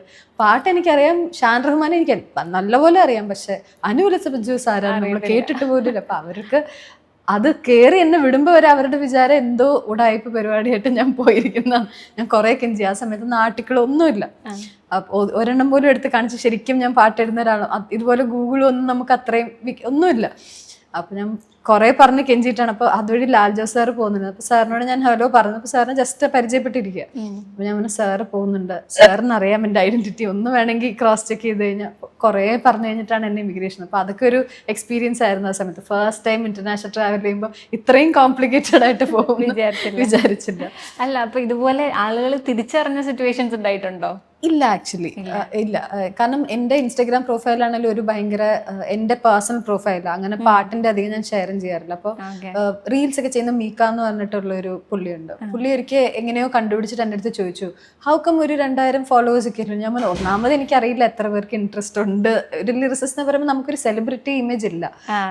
ഇപ്പം നമ്മുടെ ഉള്ളിൽ നമ്മുടെ കുട്ടത്തിൽ തന്നെ റഫീഖ് സാറിനൊക്കെയാണ് നമ്മളൊരു ജീനിയസ് പരിവേഷമാണെങ്കിൽ പോലും അവരെത്ര പേര് റീച്ച് ഔട്ട് ചെയ്യുമോ, അവരെത്ര പേര് സെലിബ്രിറ്റീസിനെ പോലെ കാണുന്നുണ്ട് എന്നുള്ളൊരു ഡിഫറൻസ് എപ്പോഴും ഉണ്ട്. അവർ തട്ടുപോലെയോ ആക്ച്വലി ഒരു മ്യൂസിക് ഡയറക്ടറും സിംഗറും ഒക്കെ ഓൾമോസ്റ്റ് ഫേമസ് ആണെങ്കിൽ അതിന്റെ ഫേമസ് ആയിട്ടുള്ള ലിറിസിസ്റ്റിന് എന്നാൽ പോലും അതിൽ താഴെ. ഇപ്പൊ റഫീഖ് സാർക്ക് അത്രയും ഫേമസ് ആണ്, അത്രയും നോൺ ഫേസ് ആണ്, എന്നിട്ട് പോലും നമുക്ക് എത്ര പേർക്ക് മുഖം അറിയാം എന്നുള്ളൊരു. നമുക്കിപ്പോൾ ഒരു ഗ്രൂപ്പൊക്കെ ഉണ്ട് രചന എന്ന് പറഞ്ഞിട്ട്, എല്ലാ ലിറിസിസ്റ്റും ഒരുമിച്ചുള്ള ഒരു ഗ്രൂപ്പ്. എന്നെ ആഡ് ചെയ്തിരുന്നു ഒരു 2-3 വർഷം മുന്നേ. ആ ഒരു ഗ്രൂപ്പിൽ കൈതട്ടും സാറൊക്കെ ഉണ്ട്. നമുക്ക് ഇതൊക്കെയാണ് ഒരു വിശ്വസിക്കാൻ പറ്റാത്ത ഒരു. ആ ഗ്രൂപ്പിൽ ഇവർ സംസാരിക്കുമ്പോൾ ഡെഫിനറ്റ്ലി ഞാൻ എപ്പോഴും ഒരു സ്റ്റെപ്പ് ബാക്കിൽ ഔട്ട് ഓഫ് റെസ്പെക്റ്റ് ആട്ടോ. വല്ലപ്പോഴും ഞാൻ കയറി ഇങ്ങനെ ഒന്ന് നോക്കും എന്തൊക്കെയാണ് നടക്കുന്നത്. അതല്ലാതെ ഇപ്പോഴും ഒരു അൺബിലീവബിൾ അവസ്ഥയിൽ തന്നെ ഇത്രയും പേരുള്ള ഒരു ഇതിലോട്ട് നമ്മൾ. അപ്പം ഇത്രയും പേരൊക്കെ ഉണ്ടായിട്ടും നമുക്കവരെ ഇപ്പൊ ഒരു ആക്ടറിനെ കാണുന്ന ആ സെയിം ഇതാണ് എനിക്കൊരു ഇത്രയും വലിയ ലിറിസിസ്റ്റിനെ കാണുന്നത്. അത് ഏത് മറ്റേ പ്രൊഫഷൻ ഉള്ളത്, ഇപ്പം ലിറിസിസ്റ്റ് ആണോ മ്യൂസിക് ഡയറക്ടർ ആണോ ഏതിലാണോ അവർ അത്രയും ടാലന്റഡ്, നമുക്ക് ആ രീതിയിലാണ്. പക്ഷെ ജനറൽ പെർസ്പെക്റ്റീവ് അങ്ങനെയല്ല. ഒരു മൂവി ആക്ടറിന് കിട്ടുന്ന ഒരു സെയിം അത്രയൊരു ഇതല്ല ഒരിക്കലും ഒരു ലിറിസിസ്റ്റിന് കിട്ടുന്നത്. അപ്പൊ അതുകൊണ്ട് എന്നെ ബേസിക്കലി ഒന്നാമതാർക്കും അറിയത്തുമില്ല. എനിക്ക് അങ്ങനെ ആരും വന്നിട്ട് ഹലോ അനു അല്ലേ എന്ന് ആരും ചോദിച്ചിട്ട്, ഫ്രണ്ട്സ് വഴി ഇത് പറഞ്ഞ് കേട്ടിട്ട് ഫ്രണ്ടിന് ഇപ്പൊ സച്ചിന്റെ ഗണേഷിന്റെ ഒക്കെ ഫോട്ടോ തന്നെ കണ്ടിട്ട് ചിലപ്പോൾ ചോദിക്കും അത് സച്ചിന്റെ ഫ്രണ്ട് അനു അല്ലേ പാട്ട് എഴുതുന്നതെന്ന് ചോദിക്കുന്നത്. പിന്നെ റീസെന്റ് ആയിട്ട് എനിക്കൊന്ന് ഏറ്റവും ലാസ്റ്റ് ആയിട്ട് എഴുതിയത് ഫിലിപ്സിന് വേണ്ടിയിട്ടാ. അപ്പം അത് കഴിഞ്ഞിട്ട് പിന്നെ ഒരു ബ്രേക്ക് എടുത്തു. അതെ, ഞാൻ ഇന്റൻഷനലി എടുക്കുന്നതല്ല. എൻ്റെ അടുത്ത് ദീപക് ദേവ് സാർ പറഞ്ഞിരുന്നു, ഇപ്പം ഈ ന്യൂസ് വന്നിട്ട് ഞാനിങ്ങനെ ന്യൂസ് അല്ല 2-3 ആർട്ടിക്കിൾ വന്നില്ലേ ഞാൻ ഇങ്ങനെ പാട്ട് എഴുത്ത് നിർത്തുന്നു ഇതാണൊക്കെ. അത് കഴിഞ്ഞപ്പോൾ എല്ലാവരും വിചാരിച്ചു ഞാനിവിടെ ഇല്ല. അപ്പോൾ കുറേ പേര് ചോദിക്കുന്നത് തന്നെ ഇവിടെ നാട്ടിലുണ്ടോ എന്നാണ്. കാരണം ഞാൻ പോയി ബാംഗ്ലൂരോ ഷിപ്പിൽ പോയി എന്നുള്ള വിചാരത്തിലാണ് ഞാൻ എഴുത്തേ നിർത്തി എന്നുള്ള. അപ്പോൾ ദീപക് സാർ എൻ്റെ അടുത്ത് പറഞ്ഞിരുന്നു തിരിച്ചു വരുമ്പോൾ എന്തായാലും പറയണം നമുക്ക് പാട്ട്. ഞാൻ ഇതുവരെ പറഞ്ഞിട്ടില്ല. സാർ എനിക്ക് എന്തൊരു അഹങ്കാരി, എന്നിട്ട് പോയിട്ട് വിനീതേട്ടൻ്റെ പാട്ട്. അതുകൊണ്ടല്ല, ഞാനായിട്ട് പോയിട്ട് സാർ എഴുതാമെന്ന് പറഞ്ഞിട്ട് പിന്നെ വരുന്ന പാട്ട് എനിക്ക് ഇപ്പൊ സാറായിട്ട് എടുത്ത് ചോദിച്ചാൽ ഞാൻ ഇപ്പോഴും എഴുതി കൊടുക്കും, പ്രശ്നമൊന്നുമില്ല. പക്ഷെ ഞാൻ തിരിച്ചു വന്നു, ഞാൻ റെഡിയാണെന്ന് പറഞ്ഞിട്ട് പിന്നെ നമ്മൾ ആ ഒരു അതിലോട്ട് മാച്ചപ്പ് ആവാൻ പറ്റിയില്ലെങ്കിൽ നമ്മളായിട്ട് ഇപ്പൊ ഒരു പ്രോജക്റ്റ് നമ്മൾ കൊളവാക്കി കൊടുത്തു കഴിഞ്ഞാൽ നമുക്കൊരു നിങ്ങൾ തന്നെ ചോദിച്ചു മേടിച്ചിട്ട് കൊളവാക്കി എന്നൊരു നമുക്കൊരു വിഷമം വരില്ലേ. സാറായിട്ട് വരികയാണെങ്കിൽ കുറച്ചും കൂടെ ഒരു സമാധാനമുണ്ട്. സാർ ഞാൻ ഇങ്ങനത്തെ ഒരു എന്നാലും ഞാൻ എഴുതി ഓക്കെ കുഴപ്പമില്ല, നമുക്കൊരു സമാധാനമുണ്ട്. ഈ ഇന്റർവ്യൂലൂടെ സാർ അറിയട്ടെ തിരിച്ചു വന്നു. അതെ, സാറ് ചിലപ്പോൾ കാണുകയാണെങ്കിൽ ചിലപ്പോൾ ഇനി മിണ്ടത്ത് പോലും ഇല്ലായിരിക്കും എൻ്റെ അടുത്ത്. എനിക്ക് അത് കാരണം ഇപ്പൊ വിനീതേട്ടൻ തന്നെ ഒരിക്കലും ഞാൻ അങ്ങോട്ട് തിരിച്ച് ഒന്നും പറഞ്ഞിട്ടില്ല. വിനീതേട്ടൻ എന്തെങ്കിലും ഒരു തോന്നൽ ഒരു ശരി ഇത് അനുവിനെ കൊണ്ടൊന്ന് ട്രൈ ചെയ്യാൻ വിനീതേട്ടൻ വിളിക്കുന്നതാ. അപ്പൊ ഞാൻ ഉണ്ടെങ്കിൽ ഞാനപ്പോ തന്നെ എഴുതിയിട്ട് കൊടുക്കുവോ. അതൊരു നമ്മളിപ്പം വേറെ എടാ നീ ഇവിടെ ഉണ്ടോ ചോദിക്കുന്ന പോലത്തെ ഒരു അത്ര ക്ലോസ് അല്ല. ഇപ്പൊ വിനീതേട്ടൻ ആ ഒരു ഫ്രീഡത്തിലാണ് ചോദിക്കുന്നത്, അനുവിനത് പറ്റുമെങ്കിൽ ഒന്ന് നോക്ക്, ട്രൈ ചെയ്യാന്ന് പറഞ്ഞിട്ട് അങ്ങനെ നോക്കുന്നത്. അപ്പൊ അതുകൊണ്ടാണ് ഇന്റൻഷനലി ബ്രേക്ക് എടുക്കുന്ന. അല്ലെങ്കിലും പാട്ടുകളുടെ നല്ല ബ്രേക്ക് വരും. അപ്പൊ ആരെങ്കിലും വിളിച്ചാൽ മാത്രമേ ഞാൻ എഴുതാറുള്ളൂ. ആക്ച്വലി 13 വർഷം തട്ടത്തിമറയത്തിന്റെ 13ാമത്തെ ആനിവേഴ്സറി നമ്മൾ സെലിബ്രേറ്റ് ചെയ്തു. 13 വർഷമായിട്ട് ഈ ഫീൽഡില് വർഷത്തിലൊരു പാട്ട് എന്നുള്ള രീതിയിൽ തന്നെ ഏകദേശം ഇടയ്ക്ക് 1-2 വർഷങ്ങളെ എഴുതാതിരുന്നിട്ടുള്ളൂ അല്ലെ. അങ്ങനെ രീതിയിൽ പോകുന്നുണ്ട്. എപ്പോഴും വിചാരിക്കും അറ്റ്ലീസ്റ്റ് ഒരു ടോട്ടൽ കൗണ്ട് എടുക്കും. എനിക്ക് ഇപ്പോഴും അറിയില്ല, പക്ഷെ ഡെഫിനറ്റ്ലി ഒരു 50ന്റെ മേളിലൊന്നും ഇല്ലാന്ന് തോന്നുന്നു. ബട്ട് ദെൻ എന്നാലും ഒരു എക്സാക്ട് ഒരു നമ്പർ എനിക്ക് പറയാൻ അതിന്റെ ഒരു സംവെയർ അറൌണ്ട് ദാറ്റ് ഉണ്ടാവുമായിരിക്കും. ഇനി ഇടയ്ക്ക് ബ്രേക്ക് ഒക്കെ വരുമ്പോൾ നമ്മൾ ചിലപ്പോൾ ഇങ്ങനെ ആൽബംസ് ചെയ്യാറുണ്ട്. അപ്പൊ അതൊന്നും നമ്മൾ ഡെഫിനറ്റ്ലി ഫാക്ടറിങ് ചെയ്യുന്നില്ലല്ലോ. കാരണം നമുക്ക് വർക്കായിട്ട് പറയുമ്പോൾ നമ്മൾ ആൽബം ഒന്നും അങ്ങനെ പറയാറില്ല. അതിന് അങ്ങനത്തെ വർക്ക് ഇടയ്ക്ക് നടക്കുന്നുണ്ട്.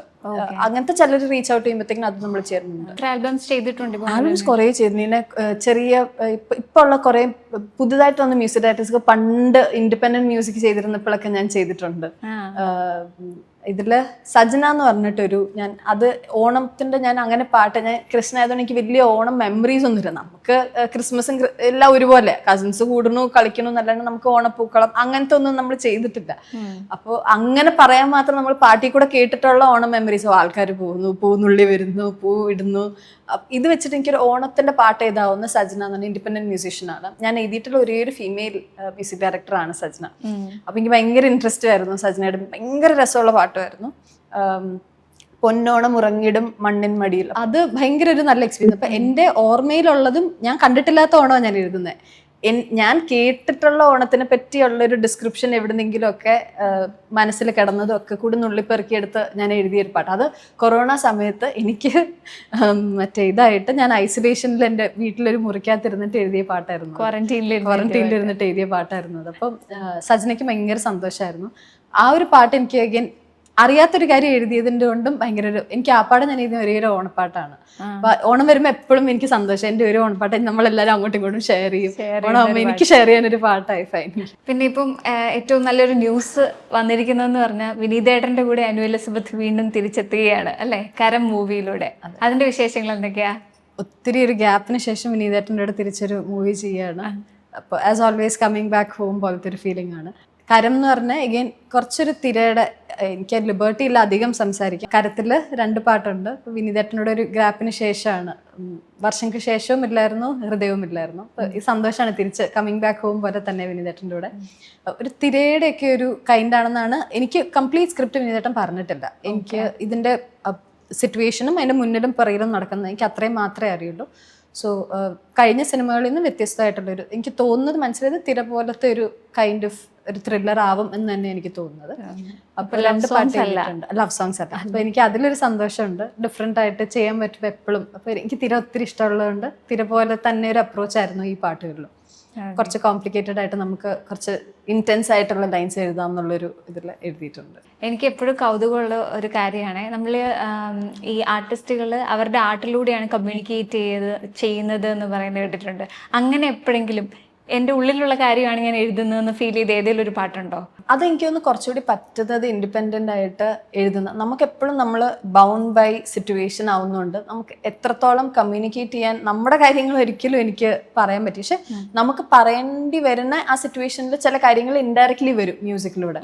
അപ്പൊ അത് ഞാൻ എവിടെയോ വായിക്കോ ആരോ പറയുന്നോ കേട്ടു. ഇപ്പം നമ്മളിപ്പോഴത്തെ പാട്ടുകളെ പറ്റി ഒത്തിരി പേര് പറയില്ല, അത്ര രസമില്ല, കാവ്യാത്മകത കുറവാണ് എന്നൊക്കെ പറയുമല്ലോ. അത് അവരുടെ തട്ട് വെച്ച് നോക്കുമ്പോൾ ഡെഫിനറ്റ്ലി കുറവായിരിക്കാം. അത് നമുക്ക് പറയാൻ പറ്റില്ല. പക്ഷെ നമ്മുടെ ഇപ്പോഴത്തെ എന്താണോ മൂവി എപ്പോഴും ആ ഒരു സിറ്റുവേഷൻ ആ ഒരു കാലഘട്ടത്തിന്റെ റിഫ്ലക്ഷൻ അല്ലേ പാട്ടുകൾ. അപ്പോൾ കവിത മാത്രമല്ല സിനിമയാണെങ്കിലും. ഇപ്പോൾ സിനിമ എന്ന് പറയുമ്പോൾ കുറച്ചുകൂടി കാലഘട്ടത്തിന്റെ റിഫ്ലക്ഷൻ. കാരണം നമ്മൾ ഈ സിനിമ എന്ന് പറയുമ്പോൾ ഇപ്പം ഇറങ്ങുന്ന സിനിമകൾ ഇപ്പോഴത്തെ കാലഘട്ടത്തിന് പറ്റുന്ന ടൈപ്പ് സിനിമകൾ ഇറങ്ങുന്നത്. ആ സിനിമയ്ക്ക് പറ്റിയ പാട്ടുകൾ എന്ന് പറയുമ്പോൾ ആ കാലഘട്ടത്തിന്റെ പാട്ടുകളാണ്. ഫോസിൽ പോലെയാണ്. നമ്മൾ എടുത്തു നോക്കുമ്പോൾ നമുക്ക് പരിചയമില്ലാത്തൊരു കാലം നമ്മൾ അറിയുന്നത് ആ സമയത്തെ പാട്ടുകളും അല്ലേ, അതിൽ കൂടെ ഒക്കെയാ. അപ്പൊ ഇപ്പോഴത്തെ പാട്ടുകൾ എന്ന് പറയുമ്പോഴത്തേക്കിനും മോർ ദൻ നമ്മുടെ തോട്ട്സ് ഡെഫിനറ്റ്ലി വരും. കാരണം ഞാൻ ഈ ഒരു ജനറേഷനിലുള്ള ആളാണ്, എന്റെ തോട്ട്സ് ആയിരിക്കും എന്റെ പാട്ടുകളിലൂടെ വരുന്നത്. എനിക്കൊരിക്കലും പഴയ രീതിയിൽ എഴുതാൻ, പഴയ കോൺസെപ്റ്റ്സും മനസ്സിലാവാൻ അത്ര പറ്റിയെന്ന് വരില്ല. അപ്പോൾ ഈ ആനന്ദത്തിൽ എഴുതിയപ്പോൾ ഒരു ലൈൻ ഞാനിങ്ങനെ നിഴലുകളായി നടന്ന് ചേർന്നിടും ഒരേ തണൽ താഴെ നാം എന്ന് എഴുതിയിട്ടുണ്ട്. അത് ലിറ്ററലി നമ്മളിങ്ങനെ നടന്നു വരുമ്പം എൻ്റെ മനസ്സിലൊരു ഇമേജ് ആയിരുന്നു. അതൊരു ഡൈനാമിക് ഇമേജറി പോലെയാണ്. കുറെ പേര് നടക്കുമ്പം സണ്ണിന്റെ ഇത് നമുക്ക് കാണാമല്ലോ, ഇതെല്ലാം കൺവേർജ് ചെയ്യുന്ന ഒരു പോയിന്റിൽ. ഇതായിരുന്നു എൻ്റെ ഉദ്ദേശം. പക്ഷെ അതിൽ മനസ്സിൽ ഞാൻ ഉദ്ദേശിച്ചത്, നമ്മൾ പല വഴിക്ക് നമ്മൾ ഫ്രണ്ട്സ് ആണെങ്കിലും ആൾക്കാരാണെങ്കിലും പോയിട്ട് നമ്മൾ അറ്റ് സം പോയിന്റ് നമ്മളെല്ലാവരും ഒരിടത്ത് നിൽക്കുമ്പോൾ നമ്മളെല്ലാവരും കൺവേർജ് ചെയ്യുന്നുണ്ട് എന്നുള്ളൊരു ഐഡിയ ആയിരുന്നു. ഇതൊക്കെ നമ്മൾ ഉദ്ദേശിച്ചിരുന്ന അല്ലെങ്കിൽ പോലും എവിടേക്കോ നമ്മുടെ ഐഡിയോളജീസ് ആണ് റിഫ്ലക്ട് ചെയ്യുന്നത്. ഒരുപാട് പാട്ടുകൾ ചെയ്തു എന്ന് പറഞ്ഞല്ലോ, അപ്പൊ അതില് നമുക്ക് ഇത് നമ്മുടെ കൈ നിൽക്കില്ല, കുറച്ച് ബുദ്ധിമുട്ടായിരിക്കും എന്ന് വിചാരിച്ച് എഴുതി തുടങ്ങിയിട്ട് അവസാനം ഭയങ്കര സാറ്റിസ്ഫാക്ഷൻ തന്നൊരു പാട്ടുണ്ടാവില്ലേ, അതേതാ? അതെ അതെ, അങ്ങനത്തെ ഒരു പാട്ടുണ്ട്. ഞാൻ പറഞ്ഞിട്ടില്ലേ, ചന്തു എന്ന് പറഞ്ഞിട്ടുള്ളൊരു നമ്മുടെ തട്ടത്തിമറയത്തിൻ്റെ ഒക്കെ പോസ്റ്റർ ഡിസൈൻ ചെയ്തിട്ടുള്ള ആളാണ്. അരുൺ എന്നാണ് പേര്, നമ്മൾ ചന്തു ചന്തു എന്നാണ് വിളിക്കുന്നത്. ചന്തു നമ്മളൊക്കെ ആ സമയത്ത് തന്നെ ഇങ്ങനെ ഓൾമോസ്റ്റ് സെയിം ഏജ് ഗ്രൂപ്പാണ്, നല്ല കമ്പനിയാണ്. അപ്പൊ ചന്തു ഇതുപോലെ സിനിമ ചെയ്യുന്നിട്ട് സായന്ന വാർത്തകളുടെ സമയത്ത് നമ്മളെ ഇങ്ങനെ റീച്ച് ഔട്ട് ചെയ്തിരുന്നു. അതിൽ ആദ്യത്തെ 2-3 പാട്ടുകൾക്ക് പ്രശാന്ത് ഏട്ടന് വേണ്ടി, പ്രശാന്ത് പിള്ളയ്ക്ക് വേണ്ടിയിട്ടാണ് ചെയ്തത്. അപ്പോൾ നമ്മൾ ഈ ആമേനൊക്കെ കേട്ടിട്ട് ഭയങ്കര ഡൈ ഹാർഡ് ഫാനാണ് ആ പാട്ടുകളുടെ. അപ്പോൾ അത് ഭയങ്കര ലൗഡായിട്ട്, ഇപ്പോൾ മുത്തുച്ചിപ്പി പോലെയൊക്കെ ഭയങ്കര ഒരു ആൾക്കാരുടെ ഇടയിലില്ലെങ്കിലും ഒരു വേറൊരു കൈൻഡ് ഓഫ് ഒരു ലെയ്ഡ് ബാക്ക് പാട്ടുകളാണ് പ്രശാന്ത് ഏട്ടൻ്റെ. പക്ഷെ അതിന് മുത്തുച്ചിപ്പി പോലെ തന്നെ പക്ഷെ ഒരു സൈലന്റ് നമ്പർ ഓഫ് ഒരു ഭയങ്കര ഫോളോയിങ് ഉള്ളൊരു പാട്ടാണ്. അപ്പോൾ അങ്ങനത്തെ ഒരു ലെയ്ഡ് ബാക്ക് പാട്ട്, അപ്പോൾ എനിക്ക് അങ്ങനത്തെ ഒരു പാട്ടിന് വർക്ക് ചെയ്യണമെന്ന് ഭയങ്കര ആഗ്രഹമായിരുന്നു. പ്രശാന്ത് ഏട്ടൻ്റെ പാട്ട് നമ്മൾ കുറേ എൻ്റെ ടൈപ്പ് എന്നൊക്കെ, എനിക്ക് എൻ്റെ പ്ലേലിസ്റ്റിൽ കേൾക്കാൻ ഇഷ്ടമുള്ള ടൈപ്പ് പാട്ടുകളൊക്കെ ചെയ്യുന്ന പ്രശാന്ത്, അങ്ങനത്തെ ഒരു ഇതാണ്. അപ്പോൾ ഭയങ്കര എക്സൈറ്റഡ് ആയിരുന്നു. അപ്പോൾ അതിൽ ഗസൽ പോലത്തെ ഒരു പാട്ട് ഞാൻ പ്രശാന്ത് ഏട്ടന് സായന്ന വാർത്തയിൽ ചെയ്തിട്ടുണ്ട്. അതിൽ പക്ഷെ ലിറിക്ക് അത്ര കോംപ്ലിക്കേറ്റഡ് അല്ലായിരുന്നു, കുറച്ചുകൂടി സിംപ്ലർ ലവിൻ്റെ ഒക്കെ തന്നെയാണ്. പക്ഷെ സെക്കൻഡ് വേറൊരു ശങ്കർ ശർമ്മ എന്നുണ്ട്, ശങ്കറിൻ്റെ പാട്ട് ചെയ്തിട്ടുള്ളത് അതൊരു ക്ലാസിക്കൽ പോർഷനും പിന്നെ റാപ്പും പോകുന്നു. അപ്പോൾ റാപ്പ് ഡെഫിനറ്റ്ലി ഞാൻ എഴുതിയിട്ടില്ല. അതിൽ ക്ലാസിക്കൽ പോർഷൻ ചന്തു ഇങ്ങനെ ബാക്കി പാട്ട് എഴുതി വിട്ടിട്ട് ഇങ്ങനെ ചോദിച്ചു, ഈ ക്ലാസിക്കൽ നമുക്കൊന്ന് ട്രൈ ചെയ്ത്, എനിക്ക് എഴുതാൻ അറിയില്ല, ഞാൻ ചുമ്മാ കുറച്ച് സാൻസ്ക്രിറ്റ് പോലെ തോന്നുന്ന കുറച്ച് അങ്ങനത്തെ വാക്കുകൾ വെച്ചിട്ട് അത് എഴുതി വന്നു കഴിഞ്ഞപ്പം നമുക്ക് രണ്ടുപേർക്കും ഈക്വലി കൺസൈസ് ആയിരിക്കണം. ചന്തുവിന് ഫുൾ സിനിമയൊക്കെ എനിക്ക് അറിയില്ല, സിറ്റുവേഷൻ മാത്രമേ പറഞ്ഞിട്ടുള്ളൂ. അപ്പോൾ അത് വെച്ചിട്ട് ചുമ്മാ എഴുതി, അത് സംഭവം അത് വർക്കായി.